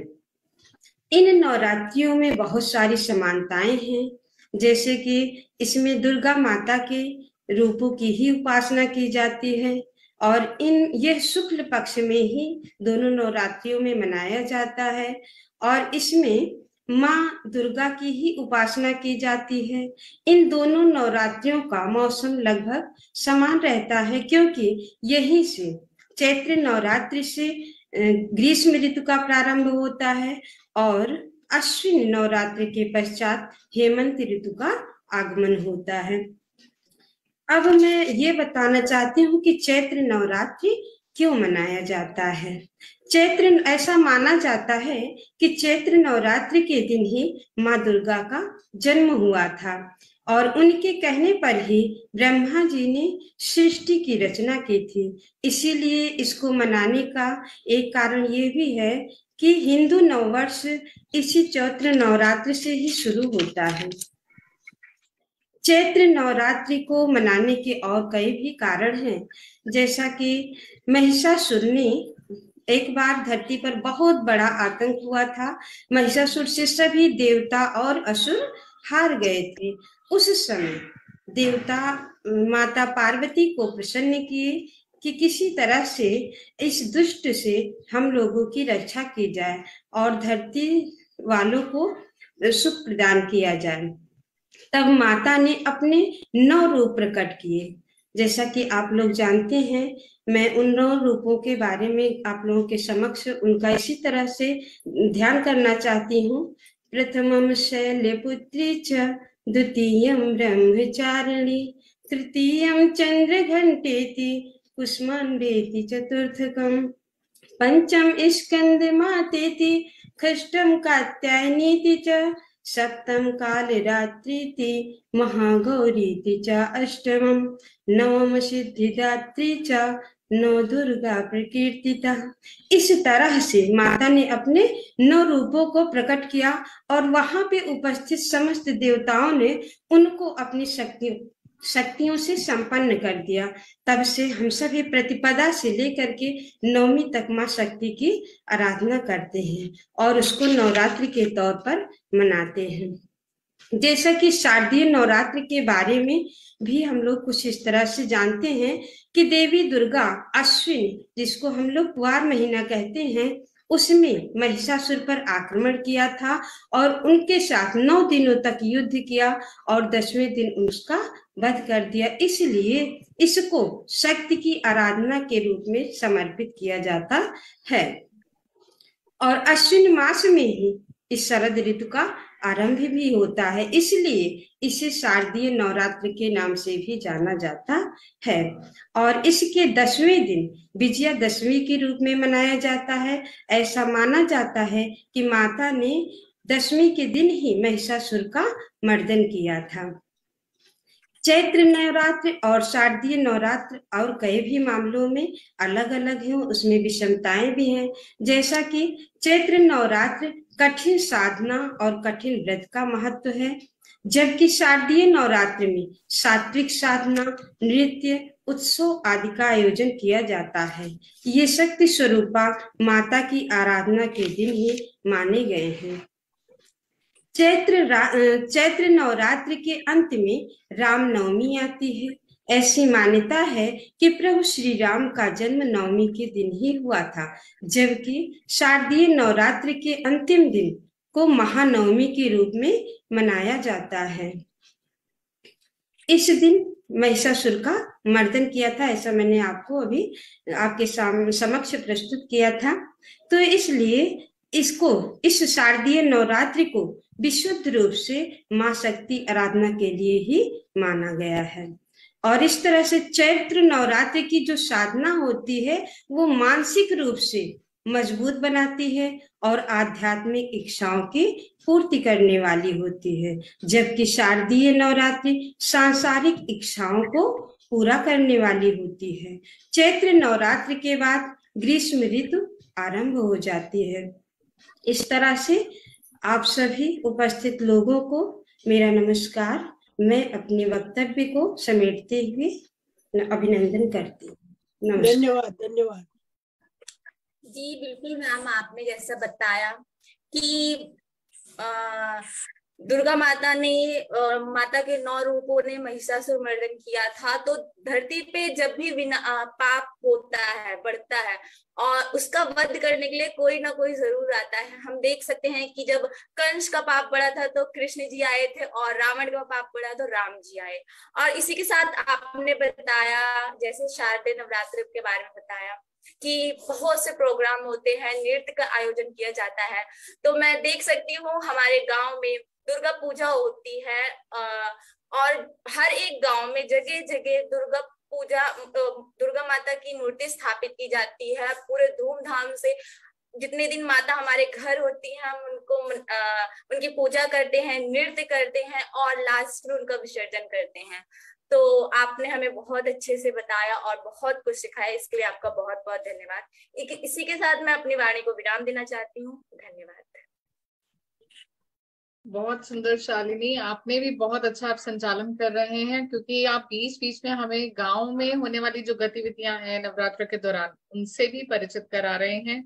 साथ में अपने टीचर्स का इतना अच्छा उनका वेलकम करते हुए, अभिवादन करते हुए वो अपनी बातों को यहाँ रख पा रहे हैं। आपका बहुत बहुत धन्यवाद हमारे साथ कार्यक्रम में जुड़ने के लिए। और अभी आप हमारे साथ जुड़े रहिएगा, अभी आपकी और भी भूमिका बाकी है। और साथ ही जैसा कि हमारे टीचर्स ने बताया, और खास तौर पे मिसेस रीटा जी ने बताया इस बात के बारे में, जो कि हम अक्सर ये चीज कई बार ध्यान में नहीं देते हैं, और हम नवरात्र जरूर मना रहे हैं लेकिन ये भूल जाते हैं कि जो उन्होंने हाईलाइट किया बात में, कि जो चैत्र नवरात्र है वो हमारे सात्विक या मानसिक हमारी जो गतिविधियां हैं उनको आगे प्रबल बनाता है। और साथ में उधर जो हम शारदीय नवरात्र करते हैं वो उत्सव के दौरान है, तभी हम गुजरात में वहाँ गरबा इत्यादि ये सब चीजें देखते हैं। तो ऐसी कई चीजें हैं जो कि हम वैसे ध्यान में नहीं देते नवरात्र पर्व को। हमें ये पता है कि संधि काल में है, हमें ये पता है कि वहां से ऋतुएं शुरू हो रही हैं दूसरी, लेकिन उसका हमारे जीवन पर क्या प्रभाव है। एक तरफ मानसिक हमारा जीवन पर प्रभाव पड़ रहा है, हमारी बॉडी का डिफरेंट चेंजेस होते हैं और हम थोड़ा सात्विक भाव में चले जाते हैं, और उधर हम उत्सव के माहौल में पूरा रहते हैं। तो ऐसा ही कुछ जानने के लिए मैं आमंत्रित करना चाहूंगी डॉक्टर जयंती साहू जी को।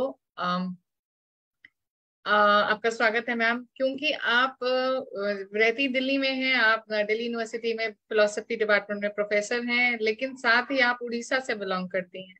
तो क्योंकि उड़ीसा से हैं तो नेचुरली ईस्टर्न कल्चर उसमें आ जाता है, जो हमारे भारत का पूर्वीय पक्ष है। तो मैं आपसे जानना चाहूंगी वहां नवरात्र किस तरह से, और खासतौर पे चैत्र और शारदीय पक्ष में किस तरह से मनाया जाता है। कुछ विभिन्नताएं हैं जो आप दिल्ली में यहाँ पर लगता है। और दूसरा, दुर्गा पूजा जब हम बोलते हैं तो हमारे दिमाग में सीधा कोलकाता ही आता है कि बंगाल की वो पद्धति है, पर उड़ीसा में भी शायद है।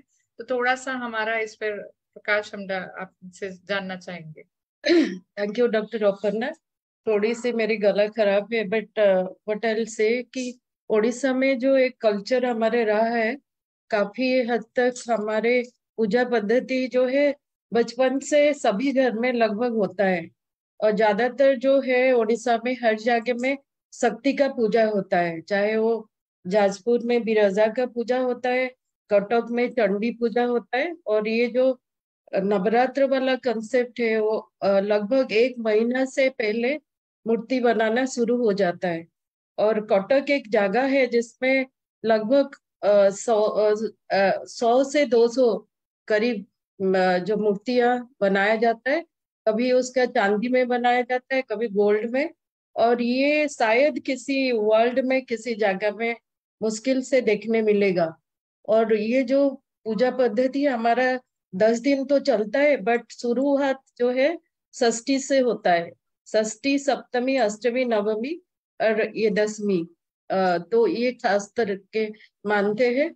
और उड़ीसा का जो पूजा के स्टाइल है वो थोड़ा अलग है। तो उसमें भी वो प्यूरिटी को बहुत ज्यादा इम्पोर्टेंस दिया जाता है कि शुद्ध वस्त्र के साथ। और बहुत सारे भगवान का पूजा होता है। जब शक्ति का स्थापना होता है उसके पहले गणेश की भी पूजा होता है, सूर्य देवता की भी पूजा होता है, षष्ठी देवी का पूजा होता है। बहुत तरह तरह से पूजा विधि होता है।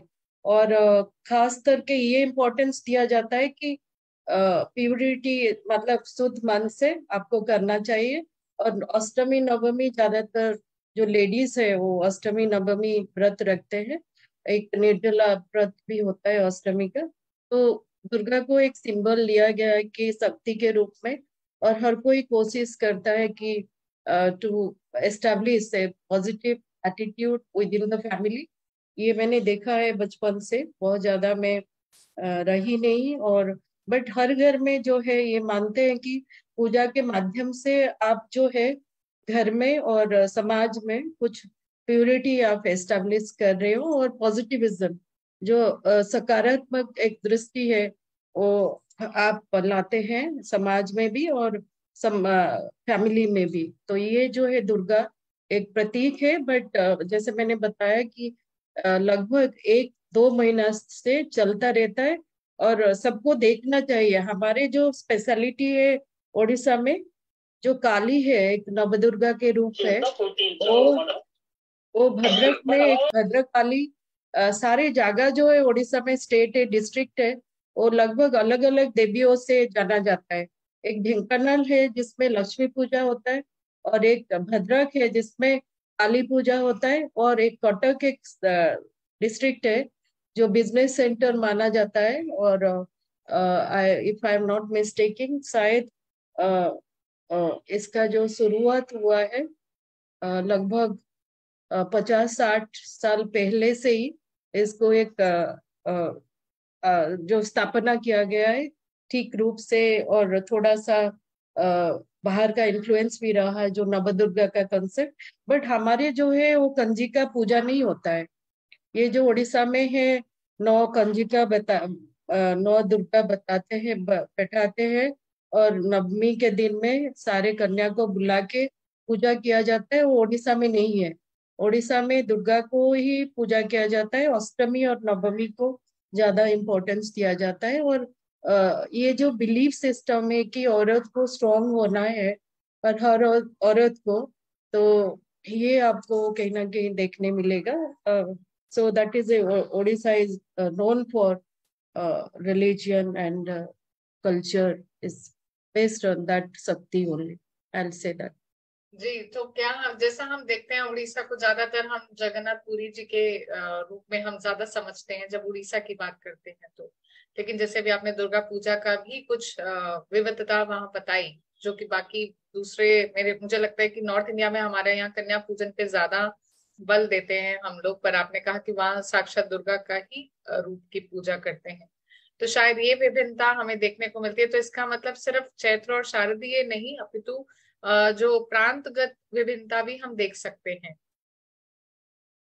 यस यस, ये जो है ना पता न, कन्या का पूजा तो है नहीं, बट क्यों नहीं है वो नहीं मैं जानती हूँ, क्योंकि उसके विषय में मेरा बोलना जो मुझे लगता है कि थोड़ी सी पाटियर की रहा है।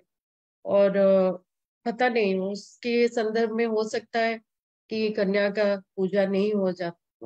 फीट जो है धोते हैं, जैसे पैर को धोना, ये हमने देखे जरूर कि कभी ना कभी जब मंदिर कोई एस्टेब्लिश होता है या मंदिर बनाया जाता है जो है ब्राह्मण के पैर धुलाया जाता है। बट कभी ये नहीं हुआ है कि कन्या का पैर, वो जो कंसेप्ट है अभी आया नहीं।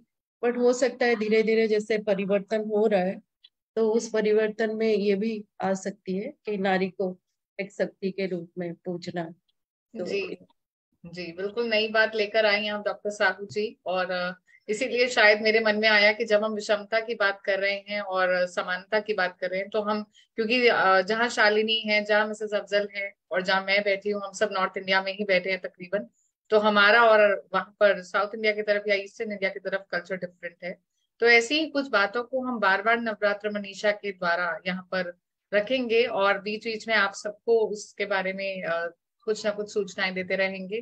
तो बहुत बहुत धन्यवाद आपका डॉक्टर साहू जी।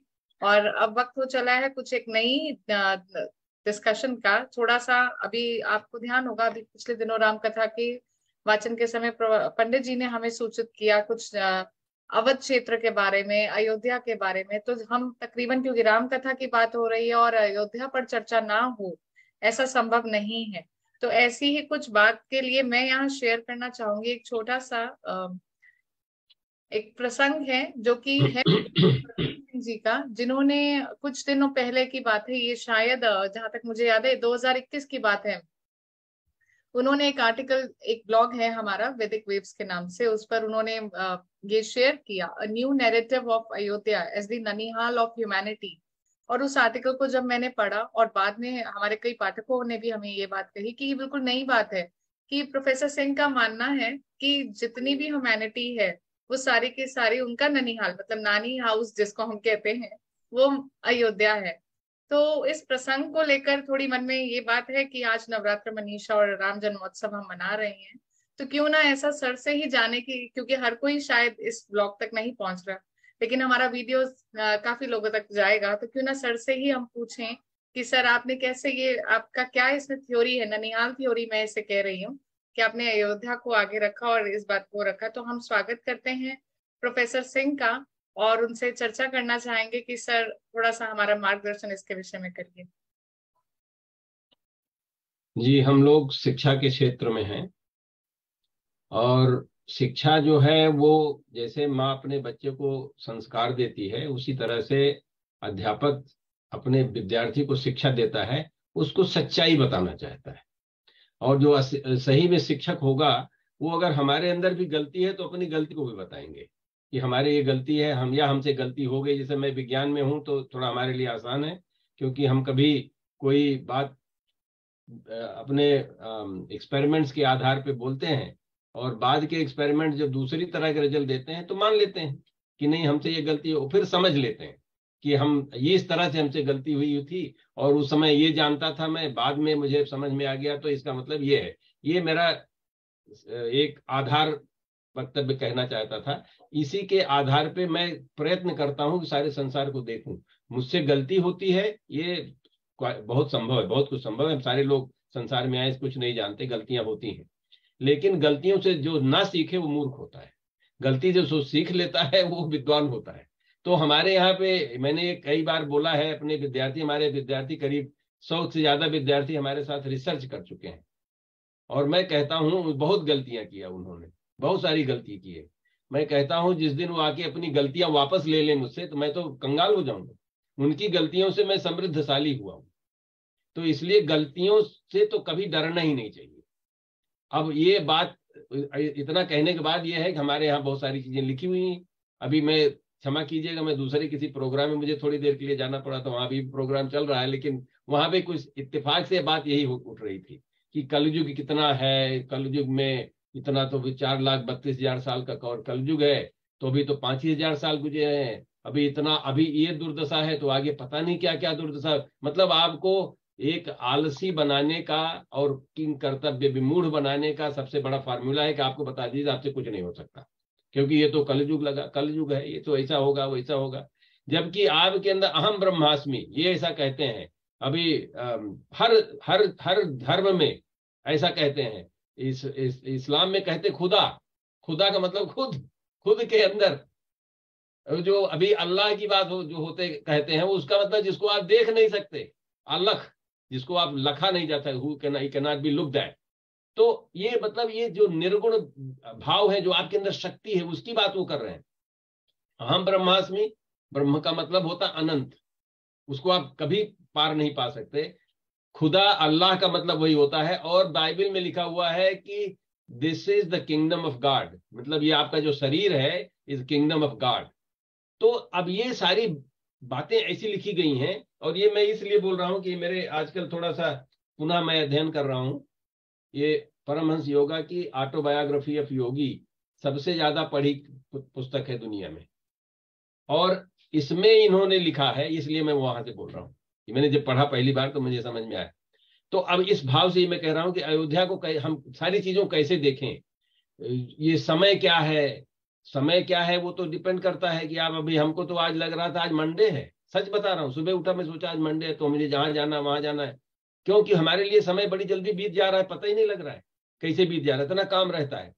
तो समय जो है, हमारे मित्र हैं नीलेश ओक, हमारे यहाँ फैकल्टी भी हैं हमारे आईनाइट्स में, वो बोलते हैं कि युग के बहुत सारे मतलब होते हैं। आप कौन से युग की बात करें, किसके युग की बात करें, गांधी युग की बात, राम के युग की बात, भगवान बुद्ध के युग की बात, ये सारी चीजें कहाँ से, कौन सा विक्रम संवत शुरू हुआ अभी आपका, तो विक्रम संवत के आप जोड़ रहे हैं, कहाँ से जोड़ रहे हैं। तो कहने का मतलब है कि ये जो ज्ञान की बातें हैं इसको हमको किसी और दूसरे मानक से देखना पड़ता है। वो मानक है, जैसे कि हमने देखा, जो आप कहने जा रही हैं अयोध्या वाली बात, तो मैंने ये देखा है कि ये भारत देश बना कैसे, मतलब अफगानिस्तान से लेके मलेशिया तक का जो भूभाग है, ये सब 10 मिलियन ईयर्स अगो, मतलब 10 मिलियन मतलब 100 लाख साल पहले, 100 लाख साल पहले ये एशिया में आके भिड़ा और बन गया वहां पे हिमालय बन गया। इस संसार में, इस धरती पर कहीं पे ऐसी कोई धरती नहीं है जिसमें कि हिमालय जैसा पर्वत उसके उत्तर दिशा में हो, ऐसा नहीं है। पूरब में है, पश्चिम में है, ऐसा है। हिमालय से भी ऊंचा पहाड़ है, लेकिन वो पश्चिम में, तो उसको मतलब ठंडी हवा आती है उत्तर से तो सीधे पहुंच जाती कहाँ तक, अफ्रीका तक, उधर साउथ अमेरिका तक, इधर चाइना तक, उधर ऑस्ट्रेलिया तक। सिर्फ भारत बीच में बचा हुआ जो रुक जाता है, वहां पे वो हवा रुक जाती है।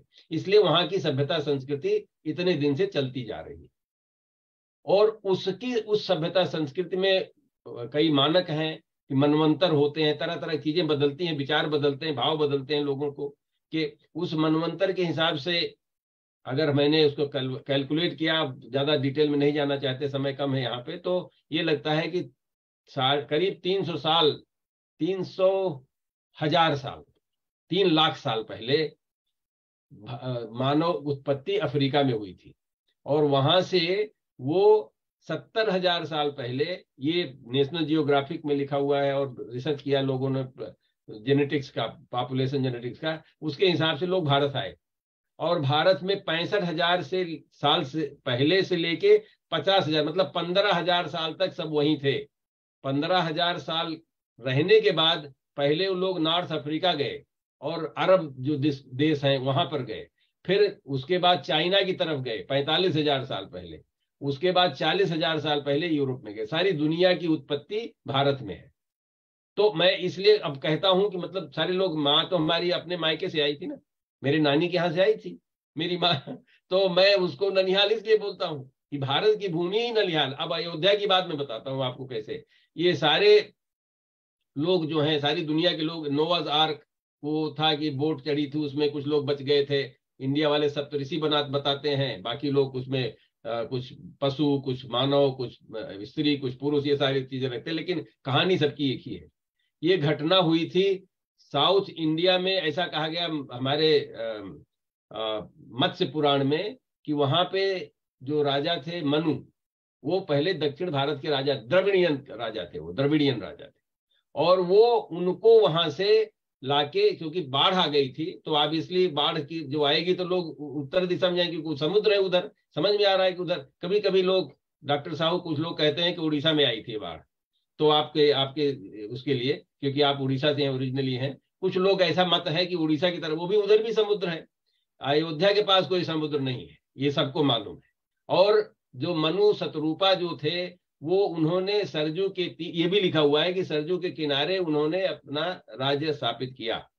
उनके पुत्र इक्ष्वाकु जो है सूर्य वंश, जिसको सोलर डायनेस्टी के जिसको स्रोत माना जाता है, उन्होंने अयोध्या को अपनी राजधानी बनाई। और उन्हीं से सूर्य वंश चला है। मनु के दूसरे पुत्र ईला थे, उनसे चंद्रवंश चला है। ये सारे संसार की जो उत्पत्ति मानी जिसको मैन, मानव, मनु, ये जब सारी जो शब्द हैं, मनुष्य, ये सब वहीं से आते हैं। एक शब्द आता है आदमी। आदमी हमारे यहाँ ही बोलते हैं, आदमी, आदमी को भी हमारे यहाँ ही बोलते हैं। और आदमी जो है आदि मनु से आता है। और ये कुरान में लिखा हुआ, कुरान शरीफ में लिखा हुआ है, और कि जो पहले जो आदम थे, जिसको आदम और हव्वा बोलते हैं, उनको जब वहां से जन्नत से बाहर निकाला गया तो भारत भेजा गया, क्योंकि भारत की भूमि जो है जन्नत के बराबर है। ऐसा कुरान में लिखा हुआ है। किसी मेरे मित्र हैं अखलाक आहन, उन्होंने मुझे ये बताया और उन्होंने मुझे रेफरेंस भी दिया, भेजा उसका। तो कहने का मतलब कि ये, और चाइना वाले तो मानते ही हैं, चाइना वाले बोलते हैं जिटियन। जिटियन एक शब्द है उनके यहाँ पे। जिटियन का मतलब होता है वेस्टर्न हेवन, मतलब आपके पश्चिम में जो है आपको जन्नत मानते हैं, आपके पूरब में जो है आपको हेवन मानते हैं। तो आप हो गए ना हेवन, आपके यहाँ की उत्पत्ति हो गई, आपके यहाँ के मनु शत्रुपा हो गए, वो अयोध्या में रहने वाले थे, और वहां से ही सारी राम कथा जो चलती है, सुनाई पड़ रही थी, आज सुन रहे थे हम लोग या सुनते आ रहे हैं, ये वहीं से आती है। तो सारे संसार की उत्पत्ति वहां से हुई है। तो ननिहाल ही हुआ ना। तो मैं अपने जितने हमारे वेस्टर्न मित्र हैं, मैं उनको बुलाता हूँ, बोलता हूँ आप अपने ननिहाल आइए, हमारे पास वहां पे गेस्ट हाउस है और आराम से रहिए। और कुछ लोग आ भी चुके हैं। लेकिन ये भी ननिहाल का बहुत, जब मामा बड़ा कंस मामा होता है, अगर ठीक नहीं काम करेंगे तो वो दुरुस्त भी कर देगा। मामा से तो सबको अनुशासित भी करता है। तो इसका मतलब नहीं कि आप आएंगे वहां पे जो मन में आए सो करेंगे, जो मन में आए वो कहेंगे, ऐसा नहीं होगा। हम आपके ननिहाल के हैं, इसलिए हम आपको जानते हैं अच्छे से, आपकी माता जी को भी जानते हैं और मातृभाषा को भी जानते हैं। हमारी यहाँ की बहुत, भारत की सारी संस्कृत की भाषा आप लोगों को, आपको तो पता ही है कि बहुत सारे प्रोटो इंडो यूरोपियन बोलते हैं। वो इंडो यूरोपियन, किसी जज ने बोला था कि इंडो यूरोपियन भाषा है उनकी, इसका मतलब यहीं से गई हुई है। बहुत सारी भाषाएं, जैसे साहब बोलते हैं, शाह बोलते हैं, वहां पे पर्सियन में शाह बोलते हैं। शाह शब्द की उत्पत्ति जो है वो साहू से है, साहू शब्द की उत्पत्ति साधु से है, जो साहूकार हमारे यहाँ होते। तो हमारे यहाँ बहुत सारी, ईमानदारी एक शब्द है, ईमान, ईमान शब्द का जिसके पास मान जिसके नजदीक हो, ई का मतलब होता है नजदीक, मान का मतलब सम्मान, सम्मान। जो सम्मानित व्यक्ति है वो ईमानदार है। तो ऐसे आप देखेंगे सारी, बहुत सारी चीजें, सब चीज तो नहीं, सबकी अलग अलग भी होती हैं। बहुत दिन हो गया है, तो इसलिए मैं कहता हूं कि भारत की जो सभ्यता है, अयोध्या खास करके, अयोध्या ही सारी चीजों की उत्पत्ति है। इसीलिए रामचरितमानस जो अवधी भाषा में लिखा हुआ है, मैंने एक लिस्ट बनाई है 2 दर्जन शब्दों का, जो कि संस्कृत में नहीं है, अवधी के शब्द हैं, और वो अंग्रेजी में मिलते हैं, जिसमें नानी भी है। नानी को संस्कृत में माता मही कहा जाता है, लेकिन डच और हर जगह पे नैनी बोलते हैं अंग्रेजी में। नैनी का मतलब होता है डच शब्द, मैंने ढूंढा उसकी एटिमोलॉजी, वो कहते हैं कि माता की माता को नानी बोलते हैं, नैनी बोलते हैं। तो अब ये हमारे यहाँ से गई, ये दक्षिण भारत में भी नहीं है नानी, वहां पे अम्मा अम्मा बोलते हैं, अम्मा की अम्मा, लेकिन हमारे यहाँ नानी बोलते हैं। ये भाषा जो सारी दुनिया में जा रही है, संस्कृत में नहीं है। इसका मतलब अवध की भाषा भी ननिहाल है, सबकी मातृभाषा जो कहते हैं ना, मातृभाषा ही, कोई पितृभाषा कोई नहीं बोलता, सब मातृभाषा। मातृभाषा माताओं से चलती है ना, मतलब मेरी माँ की माँ और उनकी माँ, हमारी नानी की परनानी, दर नानी, जो भी इतनी है। इसलिए ननिहाल शब्द बहुत उचित लगता है। और हम लोगों को बहुत गर्व है कि हम लोग उस क्षेत्र के हैं, और हमारे स्टूडेंट्स को ये गर्व होना चाहिए। गर्व नहीं, पूरा उनका सिर जो है गर्व से उठ जाना चाहिए, और जिम्मेदारी लेनी चाहिए कि उस भाषा को, उस संस्कृति को, उस सभ्यता को सारे संसार की सेवा में लगाया जाए। ऐसा नहीं कि हम सबको सुनने वाले, हम बड़े बड़े लोग हैं, हम ही लोग अपना काम करें, आप लोग नहीं सुनेंगे। तो इस भाव से अगर ये लोग करेंगे, तो मुझे लगता है कि जो आपका उद्देश्य है पढ़ना, इस पूरे इसको जो आप संगठित की हैं, संचालन कर रही हैं, इसके उद्देश्य की बहुत बड़ी, इससे बहुत बड़ा लाभ होगा लोगों को। बहुत बहुत धन्यवाद। जी बिल्कुल धन्यवाद सर। और मैं समझती हूँ शायद आप सब भी इससे सहमत होंगे कि जैसा प्रोफेसर सिंह ने अपनी बात को भी रखा और अपने आर्टिकल में उन्होंने इसको काफी रेफरेंसेस के थ्रू हाईलाइट किया है, उस तरह की बात को रखने के लिए हमारी कंपैरेटिव नॉलेज होना चाहिए, आईक्यू होना चाहिए। क्योंकि आपने सर न केवल रामचरितमानस, साथ ही आपने जो है कुरान को भी लिया, साथ में आपने बाइबल को भी लिया, तो अपनी जो रिलीजियस बिलीव्स हैं उनको रखते हुए साथ में आपने लैंग्वेजेस का ओरिएंटेशन भी बताया, संस्कृत, अवधी और दूसरी जो साउथ इंडियन लैंग्वेजेस है उनका ओरिएंटेशन आप बता रहे हैं। साथ ही इंडो यूरोपियन लैंग्वेजेस की बात भी आप कर रहे हैं। तो ऐसे कोई भी गूढ़ तथ्य अगर हम प्रेजेंट करते हैं, रिसर्च करते हैं इस पे, क्योंकि हमारे यहाँ स्टूडेंट्स हैं, तो थोड़ा सा ये हम उनको एजुकेट कर सकते हैं इस बात से कि किसी भी बात को कहने के लिए यदि हम उसके साथ कंपैरेटिव स्टडी रखते हैं तो हम अपनी बात को ज्यादा सटीक कह सकते हैं। जैसे कि प्रोफेसर सिंह ने कहा, और हमें लगभग हम में से सब लोगों ने मान भी लिया होगा कि हमारा ननिहाल अयोध्या है। तो जब हम अयोध्या की बात कर रहे हैं तो राम भजन भी बनता है। तो मैं आमंत्रित करना चाहूंगी शालिनी को आगे के कार्यक्रम क्रम को आगे ले जाने के लिए। आपका धन्यवाद सर। जैसा कि हमारे स्कूल क्रोम विद्यालय के स्टूडेंट्स प्रोग्राम में लगातार पार्टिसिपेट कर रहे हैं और आगे करते भी रहेंगे। पिछले दिनों हमारे स्कूल के क्लास 8 ईशान शेखर ने भजन गाया था और प्रोग्राम में 4 चांद लगा दिए थे। तो आज हमारे साथ क्लास 11 की भूमि मिश्रा है, वो राम भजन गाने वाली हैं और प्रोग्राम में एक बार और 4 चांद लगाने वाली हैं। तो मैं भूमि मिश्रा का स्वागत करना चाहूंगी।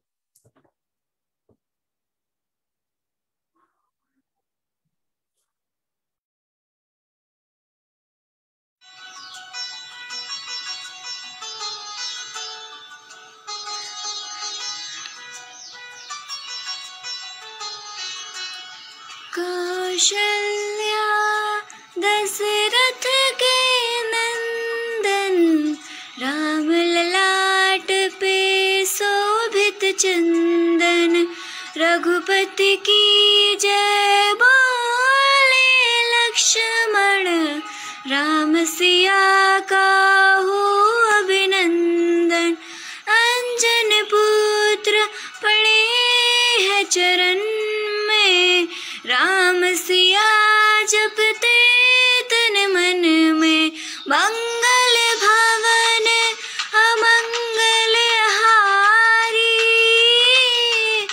द्रवहु सुदशरथ अचर बिहारी, राम सिया राम जय जय राम, राम सिया राम जय जय राम, राम सिया राम जय जय राम, राम सिया राम जय जय राम।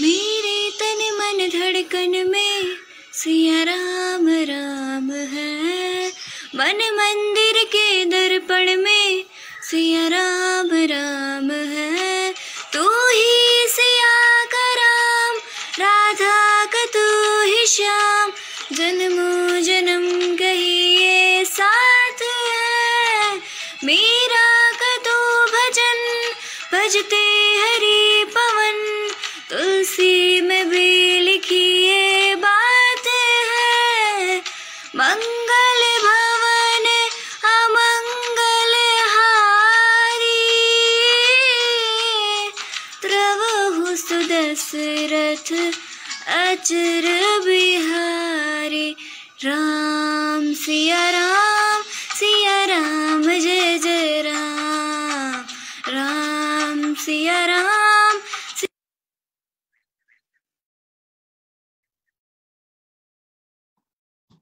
बहुत ही सुंदर परफॉर्मेंस। भूमि की ये प्रस्तुति अपने आप में ही बहुत बढ़िया है और मैं जैसे कि भूमि की क्लासमेट भी हूँ और फ्रेंड भी हूँ, तो भूमि हमेशा ही क्लास में गुनगुनाती रहती है, तो मैं तो हमेशा इसकी तारीफ करती रहती हूँ और यही कामना करती हूँ कि वो आगे चल के बहुत बड़े मुकाम पे पहुंचे, बहुत कुछ करे। और मैं ये भी चाहूंगी कि प्रिंसिपल मैम, हमारे प्रिंसिपल मैम और हमारे फाउंडर सर इस पे कमेंट करें। धन्यवाद।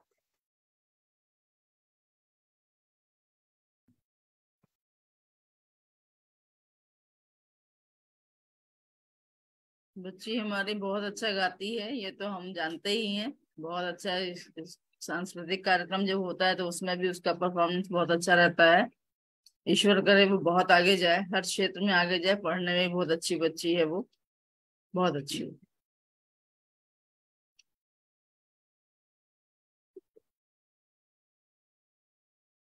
जी बिल्कुल, आपने ठीक कहा। और बच्चों के अंदर जो ये छुपी हुई प्रतिभा हमें यहाँ पर कार्यक्रम के माध्यम से दिख रही है, तो ऐसा आशा कर सकते हैं कि अगर इनको अच्छी ट्रेनिंग मिले, जैसे आपके स्कूल में म्यूजिक टीचर्स, डांस टीचर्स भी हैं जो इस तरह की कल्चरल प्रतिभा को आगे लेके बच्चों की जा सकते हैं, तो हो सकता है भविष्य में इन्हीं में से हमारे यहाँ पर कुछ देश के लिए कोई सिंगर हो और कोई अच्छे परफॉर्मर के रूप में हो।